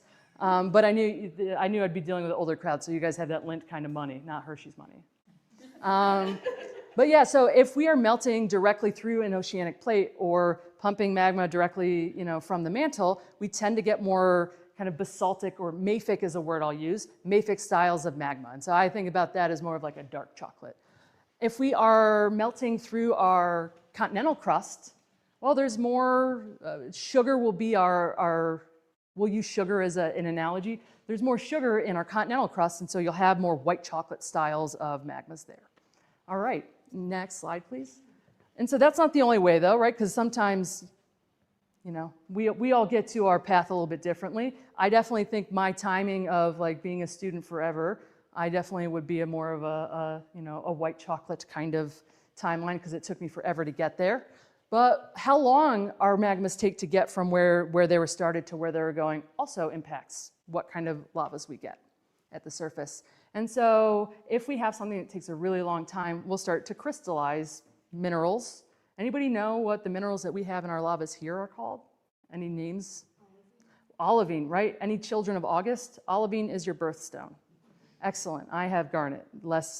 A January birthday and garnet, two very disappointing things. Silicon, yeah. Yeah, and so that's one of the most common things we have in all of our rocks. And so silica is great. And so silica is actually one of the last things that'll crystallize. And so we'll start to crystallize our olivines first, and over time we'll remove all the stuff that we can make olivine with. And if our magmas are still, primed and ready to keep crystallizing, we'll then start to crystallize other minerals until we only have the silica left over. And depending on how long that takes and how fast things are moving, that can also change the flavor of magma you get. Next slide, please. And so one of the classic diagrams we have for our intro level students is this thing, and I'm not, this is not going to be on the test. And so, olivine was the first thing that crystallized, and our pyroxene is one of our brown minerals that you might see, a little bit more common if you're looking at the rocks from Hualalai. But we actually had a lot of these erupting out of the 2024 Nepal eruption, and so we get pyroxenes out of our volcanoes all the time. There are a couple of different, so as you are crystallizing out your olivines and your pyroxenes, you're going to get a little bit more, we would call it evolved magmas. And does anybody remember 2018? I mean, I know that everybody in this room, except for one person over there, probably remembers it, but we had one kind of weird vent over there, Fissure 17. That was actually erupting andesites. That was erupting andesites, or basaltic andesite, because it was sitting out there evolving a little bit, and then it got, encouraged to erupt just one last time. We tend not to really have so much of this on our island. This is super, super evolved. This is more like what you might see out of those big Yellowstone eruptions. And so when we're thinking about, next slide, please. And so when we're thinking about this, right, the chemistry is going to influence how the volcano erupts and the shape of the volcano. Right, because for those of you that went to the Pacific Northwest or told me you've seen Mount St. Helens, what kind of shape is that? You can just show me with your hands, right? Yeah, just show me a triangle. Show me a triangle. Does that look like our volcanoes here? No, ours are a lot smoother. Next slide, please. And so, yeah, when we're thinking about the nature of these eruptions, if we have more silica, more silicic lavas, and think about it as your white chocolate, so more sugar in our magmas, those are going to give us generally more explosive eruptions. Not always, but generally. Next slide, please. One more. And if we have our kind of dark chocolate or our mafic lavas, we're going to have more effusive eruptions. And so when I say effusive, I mean like lava flowy type things. It didn't feel like we had an effusive eruption on Saturday, but we'll talk about that in a second. And next slide, please. And so eruption styles, right? We are going to talk about how we get different types of eruptions and what controls them. All right. Oh, doing excellent for time. Normally I have like the slides with my clock, so we're winging it here. Next slide, please. And so when we're thinking about, whenever I ask any of the keiki or kids, for those of you who are not like locals or don't know any Aloha Hawaii, whenever I ask kids to draw a volcano, everybody assumes that oh, kids are going to draw these kinds of shapes, this composite volcano. But actually, a lot of our kids on island will draw these shield volcanoes because that's what we have available to us here. That's what the hills look like to us. And so one of the things I think is really important to not to remember, but to understand, I guess, is that you can get a variety of different eruption styles from the same volcano. Because we've had just lava flows from Kīlauea, right? We've had those fissure eruptions out on the flanks, lava flows, and then we had whatever Saturday was, those massive fountains with a lot of gas. Not even just that, we've had even more explosive eruptions than that. And so when we're thinking about the way that we get our volcanic shapes, it is a function of our chemistry. Our more explosive styles might give us, a more steeper sided volcano because when they're not exploding and they're giving us lava flows, those lava flows tend to be thicker and they don't travel as far. So you'll tend to get steeper sided volcanoes if you have more of that like white chocolate style of magma. Not always, but we're in 101 level. So if you want more information, you have to come enroll in my classes. All right, next slide, please. And so, right, what controls an eruption style? Well, it's a variety of things. And so whenever I imagine science happening in my brain, it's kind of like a Dr. Seuss Rube Goldberg machine when I'm thinking about what's controlling the eruption. Like each of these things has a lever, and so you can move these levers either in concert with one another, you just put one of them up, and that'll change the style of the eruption. And so what we're looking at here, right, this should be familiar to us. So we can get lava flows with our lavas, obviously. So this is that dark chocolate or the mafic. But we can also get silicic lava flows, so more of that white chocolate. We just need to have a very small amount of gas in order to do that. But if we have lavas that are moving or magmas that's moving really quickly as it's erupting, we might get something that is looking a lot more like what we have going on 41 times and counting. But if we have that more kind of white chocolate style, what we had here would look very, very small and pedestrian in comparison to something called a Plinian eruption. And I'll show you some videos of these different kinds of eruption. And so the important part here, I think, to remember is that it's not just one thing that controls our eruptions. It's a lot of stuff, but all of that is definitely governed by which of the magmas we have, right? White chocolate, I guess a milk chocolate. There's a cookies and cream in there too. And so that's all kind of working in concert to dictate overall what our eruptive styles are. I like using Yellowstone because everyone's like, it's overdue. They'll just tell me it's overdue. Oh, way overdue. Actually, the last eruption in Yellowstone was only like 77,000 years ago or something like that. And it was a basaltic lava flow. And so when we're thinking about the end members of these kinds of eruptions, it's important to know that they can all have their own unique range of styles and eruptive types.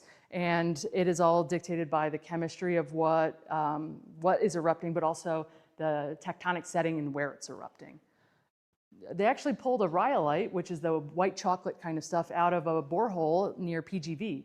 It's not very common, but we can have those weird end member things happening here too. And so nobody's special, but everybody's unique in the volcano world. Next slide, please. And so yeah, these are all related to the magma chemistry.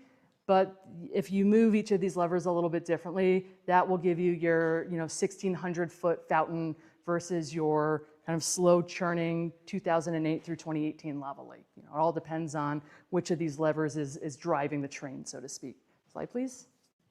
Thanks. And so we have eruption styles. One of the things that we have in volcanology, something called the eruptive, or the VEI, the Volcanic Explosivity Index. And I think it kind of does us dirty here in Hawaii because we're at a 0. But how many people in Hilo had ash on their house? And that felt very explosive to me. And so when we're talking to you about these scales or the way that we classify stuff, It's not necessarily gonna work perfectly for every single volcano, but geologists love to classify things, and so we're doing our best here. And so when we're thinking about an increase in explosivity, you see the word Hawaiian and you're thinking Hawaiian volcanoes, but there's actually a specific style of eruption, a Hawaiian style of eruption, and those are technically the least explosive. Again, it doesn't feel like it, but hear me out. I'll show you some videos to convince you. And it gets increasingly more kind of ornery or violent as we go up to those Plinian eruptions. How many of you folks are history buffs? Right, so Vesuvius, Pompeii. I feel like that's what got a lot of people into volcanoes when they learned about Pompeii the first time. And so most of these are actually named, so Palaean is named after Mount Pelée in Martinique. Surtsean is named after Surtsey in Iceland. Volcanian is named after Volcano in Italy. Stromboli is Strombolian, and Hawaiian is, Hawaii, the landscape that we're sitting on right now. Plinian is the only one that has like a guy's name. And so in the Pompeii times, son and father, because at that time they were naming everybody the same thing. So Pliny the Elder was the father. He ended up perishing in the eruption, but his son was documenting it. And so he drew this big giant column, and so they named Plinian columns after that guy. And so those tend to be the most violent. There are even bigger styles of eruptions. You can call them an ultra-Plinian, but at that point, you're not really, those are fine hairs to be splitting. It's a bad day if you're in a Plinian eruption. Next slide, please. And so we're not going to focus on all of them because we don't have time. We're just going to focus on these three. I'm going to show you Plinian first. I'll show you a Volcanian, and then we'll talk a little bit more about Hawaiian because I think it is more relevant to what we're interested in here. Next slide, please. Can you just hit next so it'll start playing the video? Perfect. And so this is the 1980 eruption of Mount St. Helens. This one does not have any music. It doesn't have any sound or music. And so what we're looking at here is the big ash cloud billowing up. And in these, you can get such violence, such particle-particle interaction that you can often have lightning in these big plumes. One thing that I want you to, I know it's shaky cam, they didn't have a gimbal back then, they weren't doing it for Instagram, so they're less worried about getting it gram ready. One of the things I want you to think about too is how fine that ash was. Did anybody experience Mount St. Helens? So those of you that did, what did the material feel like? Dust, right? It's super, super fine grain. And so one of the kind of relationships that I think is important to understand is more violent, more explosive your eruptions, the smaller your grain sizes are. All right, next slide, please. So we're gonna take a look at a Volcanian eruption. You gotta hit next one more time so it'll start to play the video. And it's in slow-mo. And so that is a Volcanian style of eruption. And it's hard to tell, but you can see big giant rocks getting flung out the top. Yeah, again, right, Saturday felt super wild, but I'm very thankful that my house is over here and not, 4 miles away from this. And so these are more like throat clearing kinds of eruptions. And again, we have that fine ash, but we also had some of those larger clasts, and so that relationship of more violent, finer grain particles is definitely an important thing to remember. Yeah, what you got? Does an eruption like this also create a lava flow? Not usually. So one of the reasons we get eruptions like this is because the magma, remember talking about the gas versus the stickiness? The magma is too sticky to kind of flow, and so it breaks apart. We have a fancy nerd word for that called fragmentation.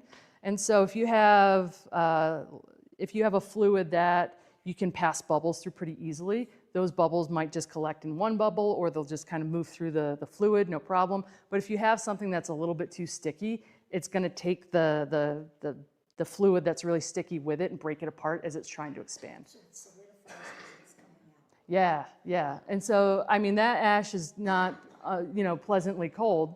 It's unpleasantly hot probably, but it's not going to melt your, property, or, you're not going to set anything on fire in the same way that you might if you're touching a lava flow.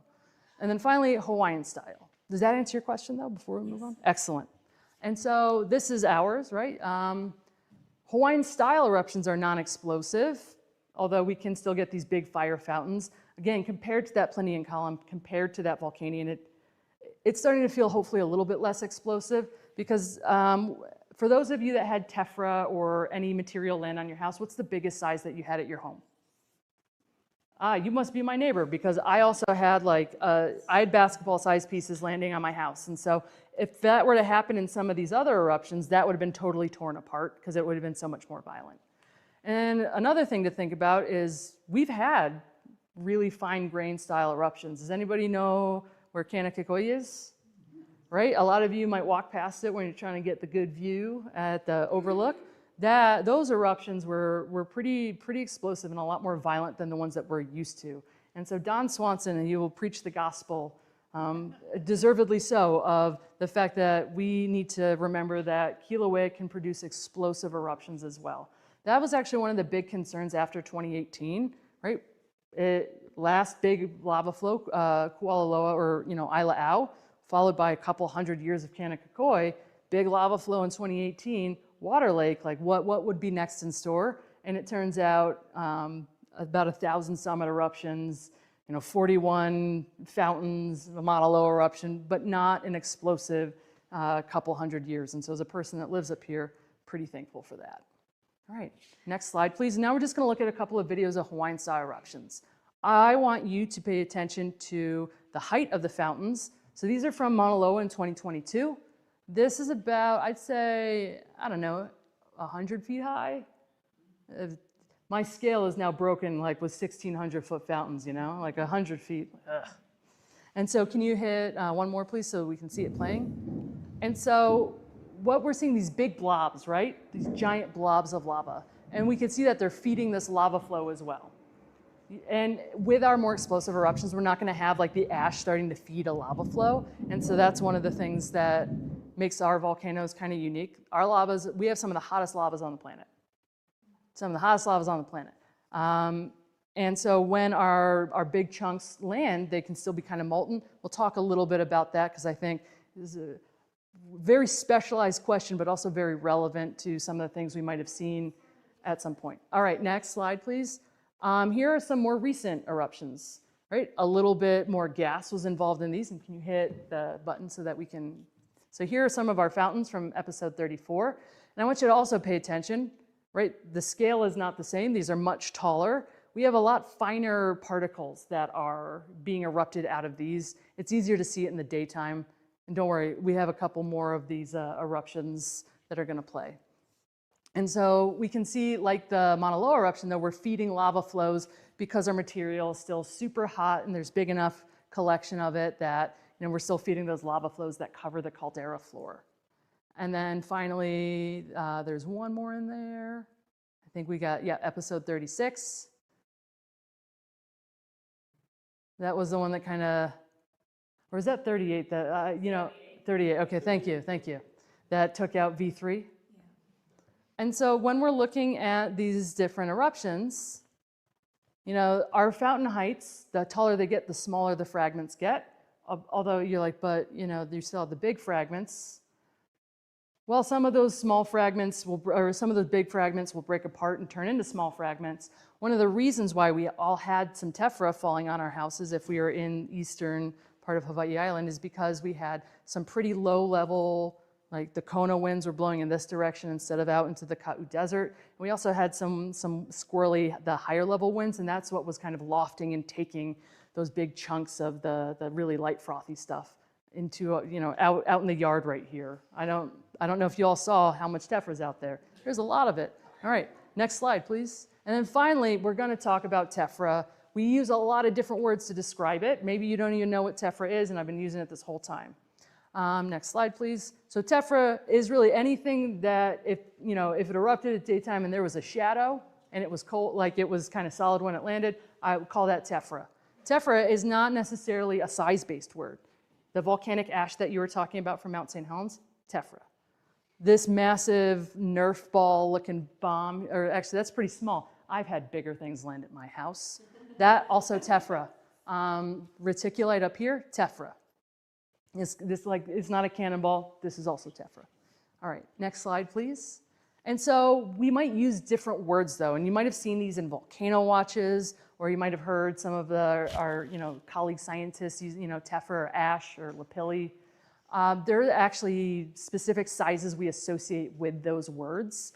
And so blocks or bombs are anything over 2.5 inches. So How many of you had a bomb fall at your house? Yeah, right? It sounds more impressive when you phrase it that way. But was it a Manini kind of bomb or like, you know, big basketball-sized bomb?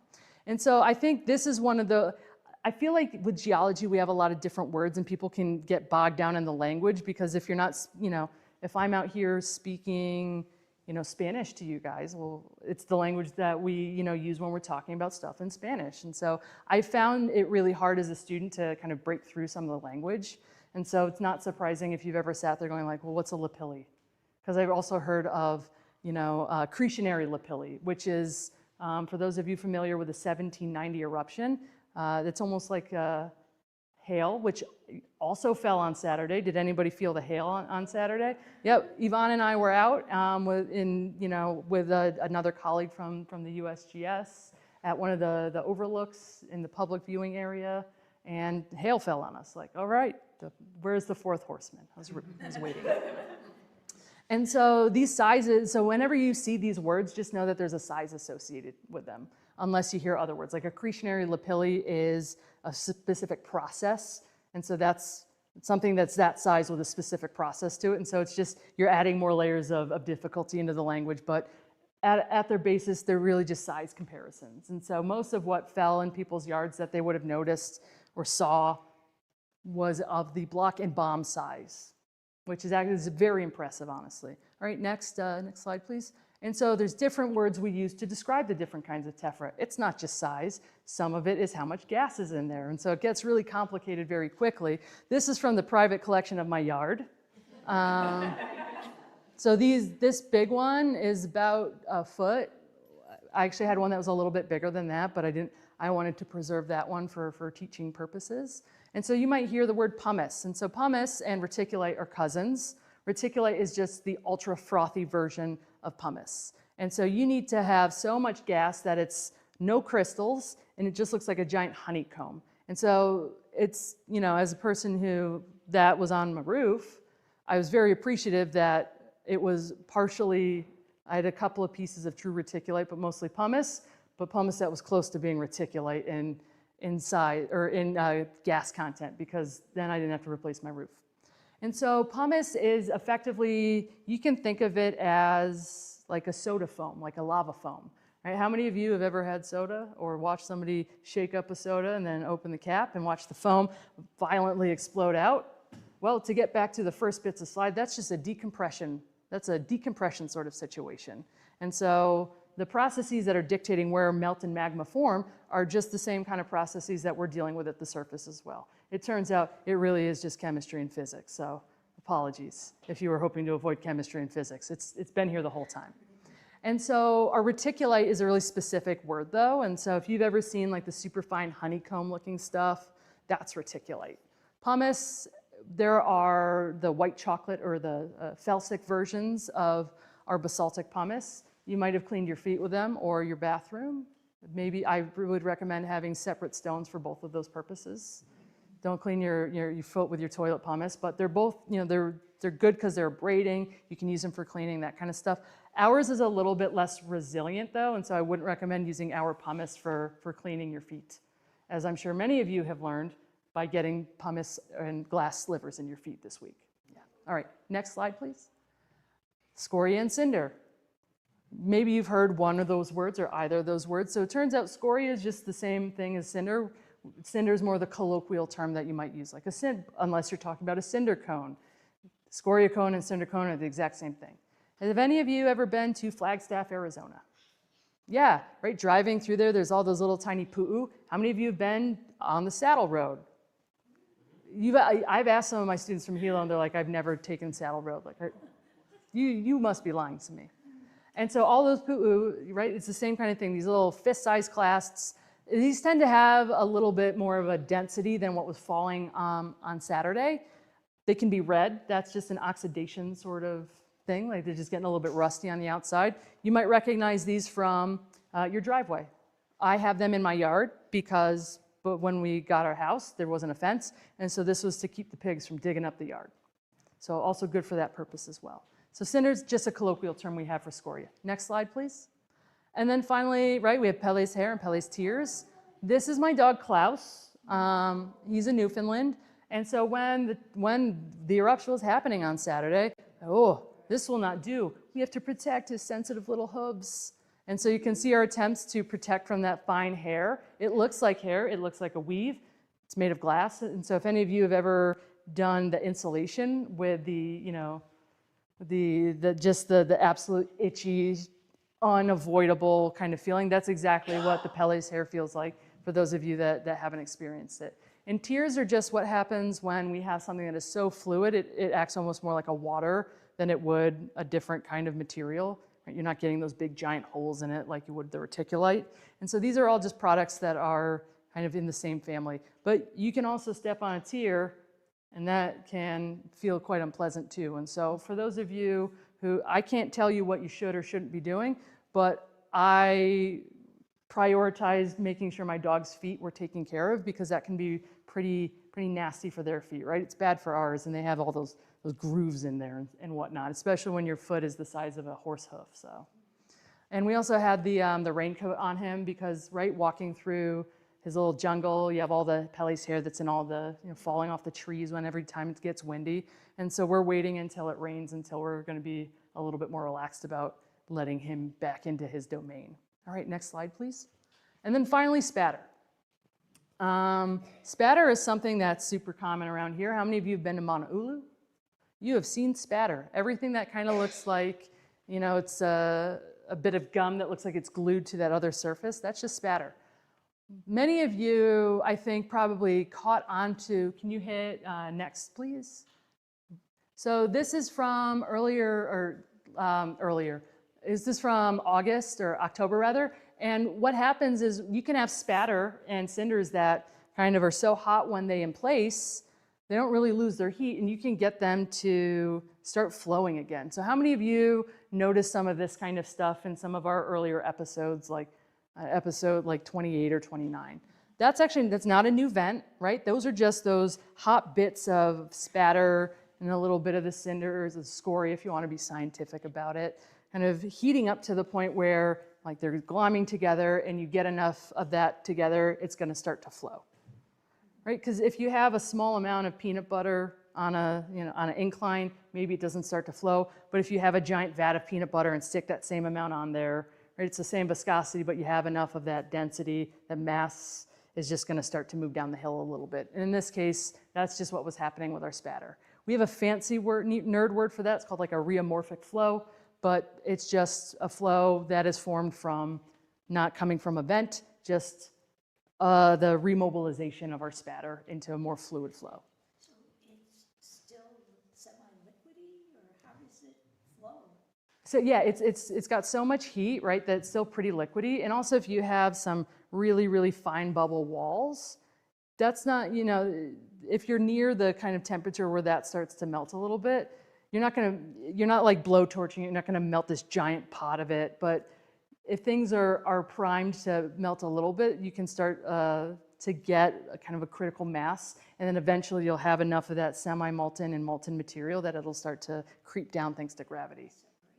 Yeah, I got sent that video by a couple of people to explain this. What is this? Why is that happening? And so, figured I'd provide all of us with the information there. Does that answer your question though? Great. Next slide. Hey, guess what? We are perfect on time somehow. What did we talk about? I just talked to you for about 40 minutes. What did we do? Well, we talked about the fact that volcanoes don't just happen, right? We need things happening specifically in the crust to give us our melts, and that in turn dictates where our volcanoes are erupting. So the ring of fire has we have plate subducting. It's bringing water in. That is lowering the temperature we need to create melt, or in our case, we're sitting on top of a blowtorch, and so adding that heat is what gives us our melts.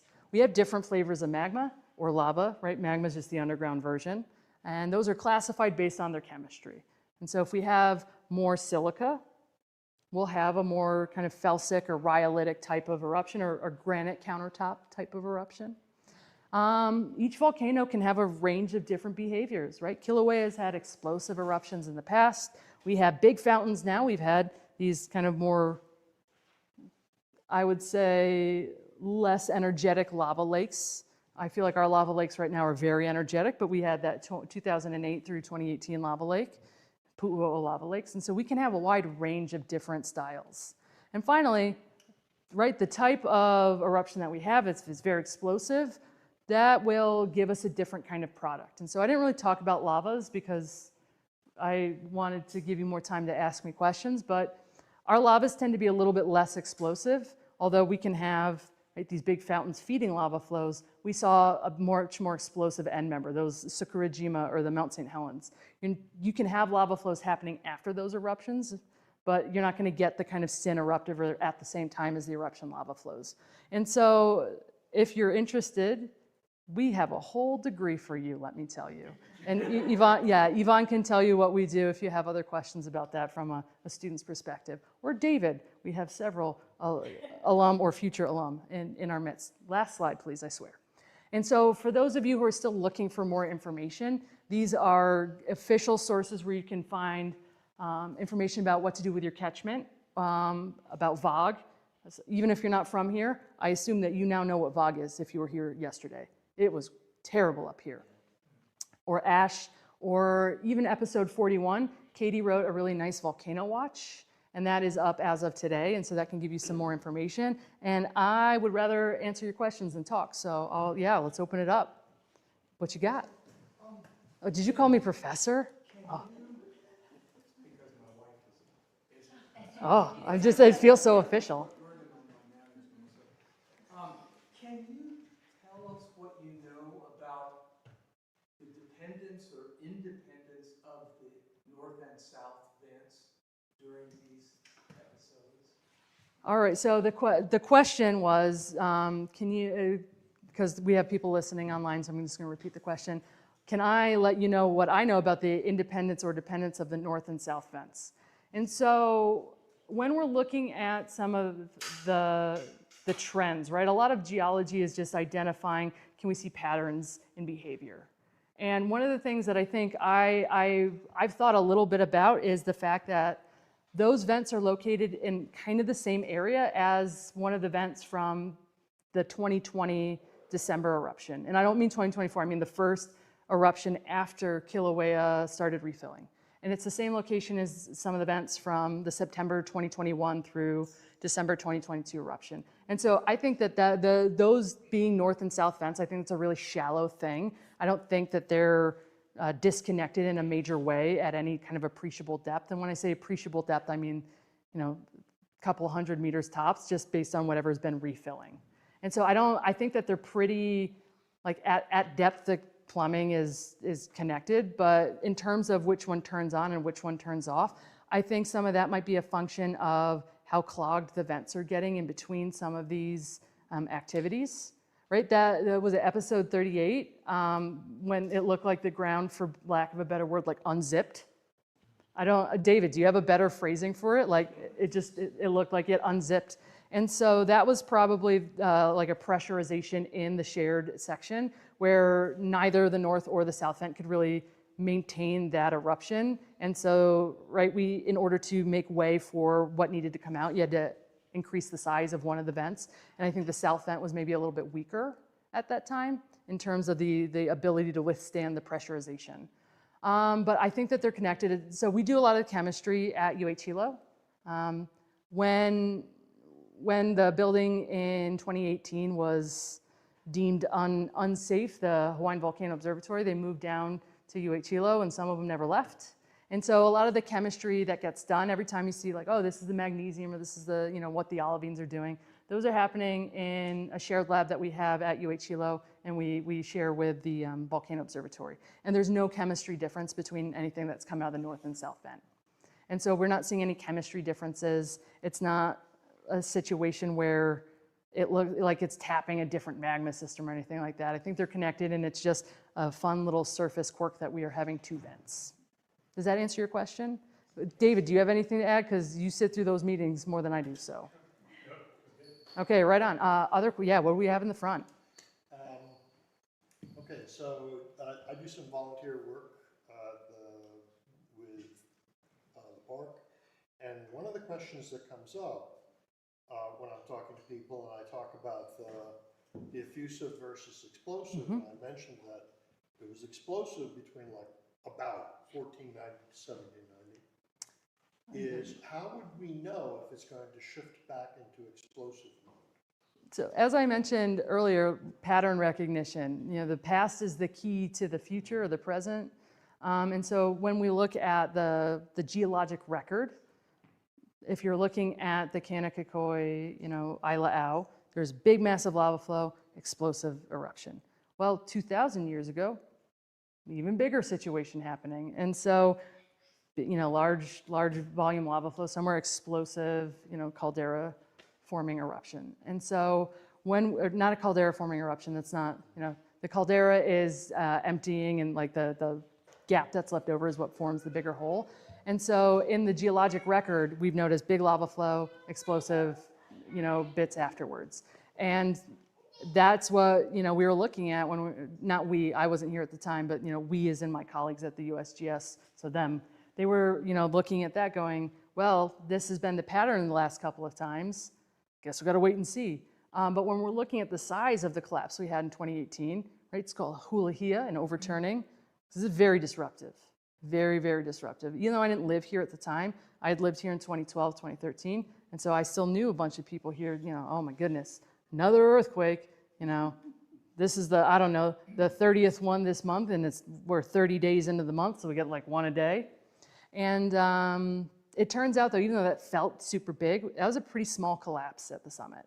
And so maybe it has something to do with that. One of the lines of thinking was, well, there's water at the, you know, the summit now, and maybe if we add lava to that water, that'll increase the explosivity. There's that Surtsian eruption that I mentioned earlier when I was talking about the styles.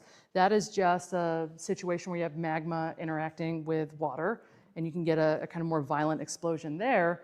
And so that was one of the concerns, and so in the geologic record, you can't find a water lake necessarily, but if you go to like the story of Pele and the Mo'olelo around, you know, Pele coming and finding her home, she talks about Pele and Hi'iaka fighting, and so trying to drown Pele's fires. And so in the oral history, there is, you know, records of there's been a water lake up there. And so after that, we had some explosive eruptions. And so right now, correct me if I'm wrong, David, but I don't think that there's any, you know, dead ringer or like a specific thing that can be like, yes, we are now going to transition to an explosive eruption until it kind of starts happening. I don't know, would you disagree with that, David? Sorry. He's our representative from the USGS, and so. But yeah, the oral histories are helpful in, you know, letting us know what was happening at the time of the last collapse, and luckily we did not transition into the same kind of explosive style. All right, other questions? Oh, so I'm gonna, this gentleman first, and then you, and then you, is that okay? Is that a fair? Well, we're doing it that way. Sir, go for it. I love curious. The question was, what goes into the models that USGS uses for the forecasts? And I know that it was more pointed than, like, not in a bad way pointed, but it was more pointed than that, but for the people listening, that's the kind of answer we're gonna get. You know, you can create just statistical models that are based on the past, and you try to figure that out. Or you can actually simulate it using numerical methods. And I don't know what they're doing. The question is the answer is all of the above. So we have a series of 3 primary models that we use to generate the forecasts that we put in our updates of the activity.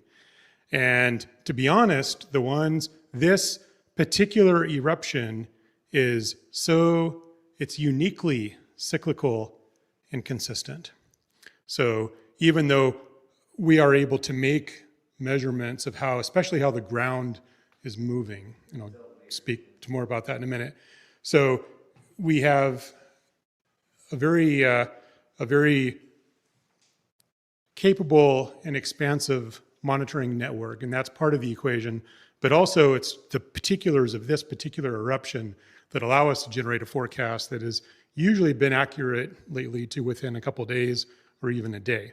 And so there are 3 different versions that we primarily use. One is a spreadsheet that our scientist in charge, Ken Hahn, put together. And it is we look at data from our tilt meters. And so a lot of this is we're looking at in between the lava fountain episodes, more magma is coming in to recharge the system before the next one comes along. And our tilt meters are able to measure the rate of inflation of the summit. And so basically we take that rate, and so you can draw the lines, like Liz says, we love to look at patterns, and we love to draw lines. And to your point about as more time goes on, the forecasts get better, that's because you have more samples, more data points. And so you can have more lines to draw. And so, basically a statistical model. yes, and so you look at the rate, but also the rate of change of that rate. So there's a first derivative and second derivative involved. So that's kind of the most simplistic way. Ingrid Johansson, one of our geodetic geophysicists, she has more sophisticated models that she runs in a program called MATLAB. And then she looks at observations from multiple tilt meters that we have, and it takes some other assumptions about the properties of the ground and the behavior of the magma and whatnot. And so hers runs a series of various models, and then when they start to converge, that is another way of doing the forecast. And then there's a geophysicist at California Volcano Observatory, Kyle Anderson, who has a similar but different way of doing it. So we kind of use those three things together. This eruption is so consistent that Ken's is the one. It's really simple. We plug it into Excel, and it works very well. Where it starts to break down is when there are deviations from just a simple reinflation to the start of the next episode. And if people have noticed, it's great that you mentioned tilt meter. A lot of people now see our tilt meters, and you can see our data. And it's great because we hear from people in the public and around the world saying, hey, I'm watching the Ue Kahuna tilt meter, the UW tilt meter, and it's been doing this. What's going on with that? So it's not a perfect ramp every single time. There are these little fluctuations that will affect the forecast. You'll see them as overflows too. Yes. Like once we start to have overflows, that tilt will kind of drop off a little bit. Yep. And so sometimes it'll come later because of that, because it's relieving some of the pressure, or sometimes it'll come early. But to answer your question about the forecast, it's primarily the tilt meter data and the consistent behavior of this particular eruption that are letting us do it. But then there's a whole lot of work going on using more sophisticated numerical models like what you were describing, trying to account for a lot more variables. So that's going on in the background too, but that's more on the research side. Yeah. So that was a very long answer to a simple question. Of course. So I love that question because I posited how do you measure a fountain to my students, and I made them go outside and I'm like, measure this tree. What was the question? Thank you for asking that. So how do you measure fountain height? How do you measure fountain height? Yeah. What's the baseline? Yeah, what are you measuring it from? And so it is, right, the top, the morphology changes a little bit between each of the eruptions. So sometimes you'll notice you'll have the overflows and things will stack up a little bit. You get the more narrow nozzle. And so it's whatever the top part of where we can see the lava's coming out of. And it's usually reasonably flat, so you're not gonna have a completely, a 40-meter difference between this part right here and right next to it. And so it's kind of wherever the lava's coming out of. And then to measure the top, I think, is a much more difficult question.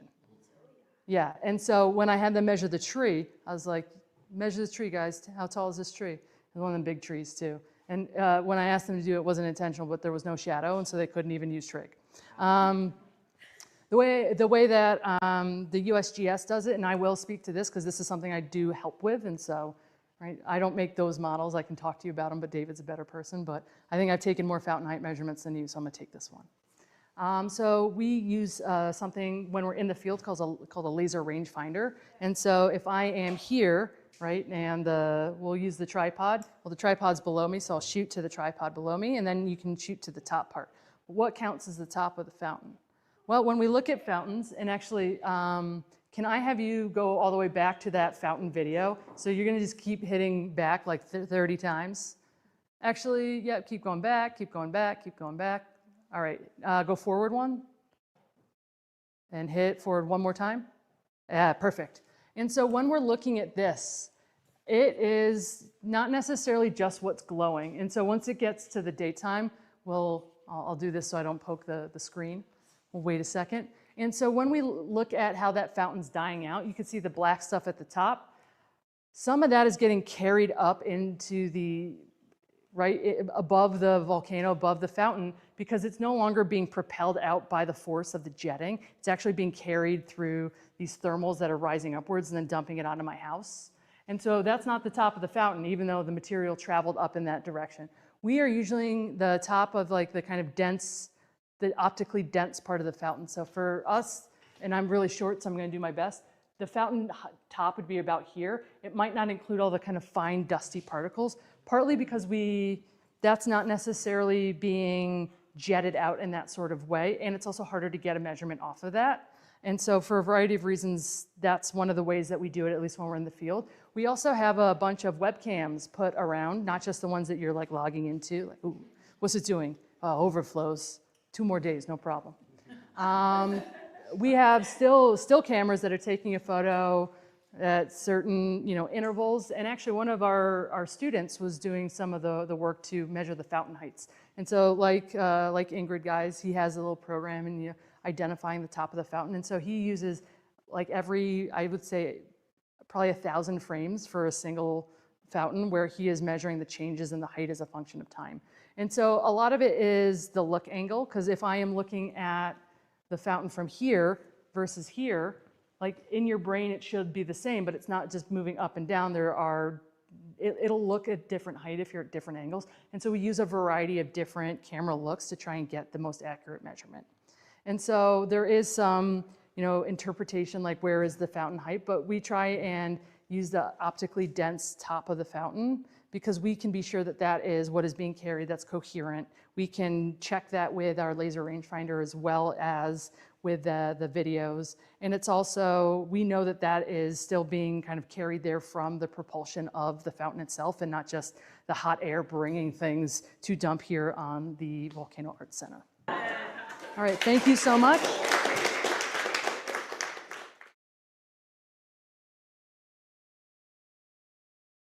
And so that was our Volcano Awareness Month. The last presentation that they did, it was quite an exciting Volcano Awareness Month because this year we had a whole year of episodes going on, Phil. And I don't know, all the years that we've covered these together, we have not had this opportunity to have a year's worth of episodes like this. It's been quite a lot in the last year, and think about it, really, right? It's what, in 1 year time, about 35 events or something like that. Yeah, close to 40 events. Right. We've, like the year before that, we're like, wow, we had 3 eruptions in 1 year. 3 in 1 year. Has that ever happened before? Right? Yeah. And so, yeah, it's a whole another level, whole another order of magnitude there. It's really, when I look back over the years, I listened to her talk tonight. I was kind of just reflecting a little bit over the last 42 events. And in these 42 events, we have covered so many different things happening, whether it was VOG or the Teffer that's been flying around, the highest fountain record. We've covered the closures of different areas in the park, the different experiences that the local community has experienced, whether it's Kau, Ocean View, and helping them prepare for what may be coming later and what's going on right now. It has been one of those years that we've been waiting for, but now that we're in it, it's how do we keep giving the community more information? And we just did a disaster preparedness event in partnership with Civil Defense here and HVO and NPS, and we reached out to the community and trying to get questions out to them and get some answers and feedback on what would help you as a community respond better to these types of situations. So if you guys are watching, put it in our comments below, put it in our chat, send us an email, let us know, because that's what we're here for. Our whole mission as a community-based nonprofit organization is to get this type of information out to you and prepare you for what may be coming next. Yeah, so yeah, that's really interesting, and we can keep, really, as Liz said, everyone who lives here has really become a volcanology expert on Kīlauea in particular, right? Because you have to be living with it, right? So it's really interesting. I think I think about how that makes us all more connected to the land, to the natural processes, all those things like that. There's other benefits besides preparedness as well. But really, when it comes down to it, there's a lot of people who are moving to this island. This island's, well, we all know like how bad that traffic is, how long the lines are getting. You look at the statistics, and the whole state of Hawaii has been losing population, but not our island. Our island's been growing in population. And so there are people who arrive here, maybe your new neighbors. They need to know this stuff also. Maybe they are starting from nothing, right? And so really our mission is not to just educate one or two of you, but our whole community to come up together, right? And so that way we can have our small, as we've referred to, our little army. When something does happen, we can all together mobilize and know how to educate and prepare and be resilient against whatever happens and comes next. So yeah, it's really been incredible. It's really been an incredible run since 2018. Like the range of things we've seen, going further back to the ocean entry days of Kalapana. I mean, it's really hard to imagine more variability in a short amount of time than we've really been lucky to experience here. So I'm really thankful for that. So yeah, that's a wrap on 2026 Volcano Awareness Month. Really fantastic. Thanks for filming those, Lou, and all of us. We all covered. It takes all three of us to do the whole month, right?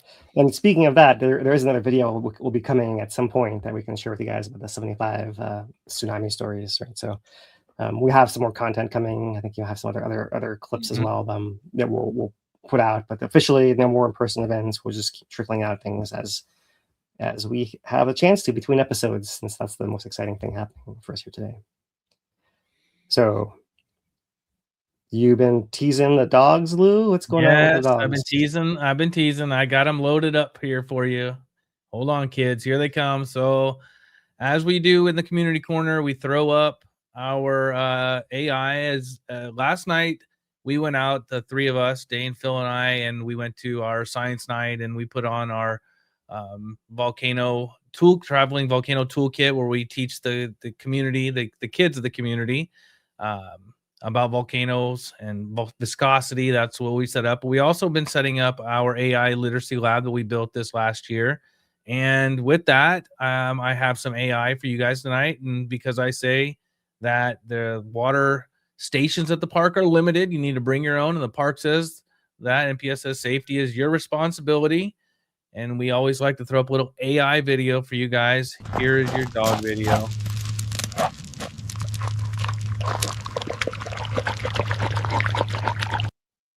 There it is. With the synchronized sound. Sweet. Yes. Yeah. even with the Tephra sound in there. We'll go one more time.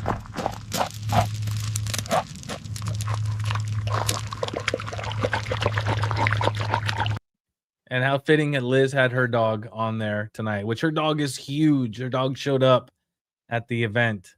The dog is huge. So, there you guys go. Thank you, everybody, for joining us. Thank you for all your donations and supporting us and just watching the videos and hanging out with us on Thursday nights at 5 p.m. Hawaii Standard Time. Keep your questions coming. Don't be afraid to send us an email. We'll get your questions answered as best we can and here live if we can. That's all I got for us, Phil. Take us out of here. Yeah, thanks, Lou. Yeah, so yeah, until next week. Our nonprofit, HVERI, the Hawaiian Volcano Education and Resilience Institute. For Lou Torre, I'm Philip Ong. Aloha, everybody.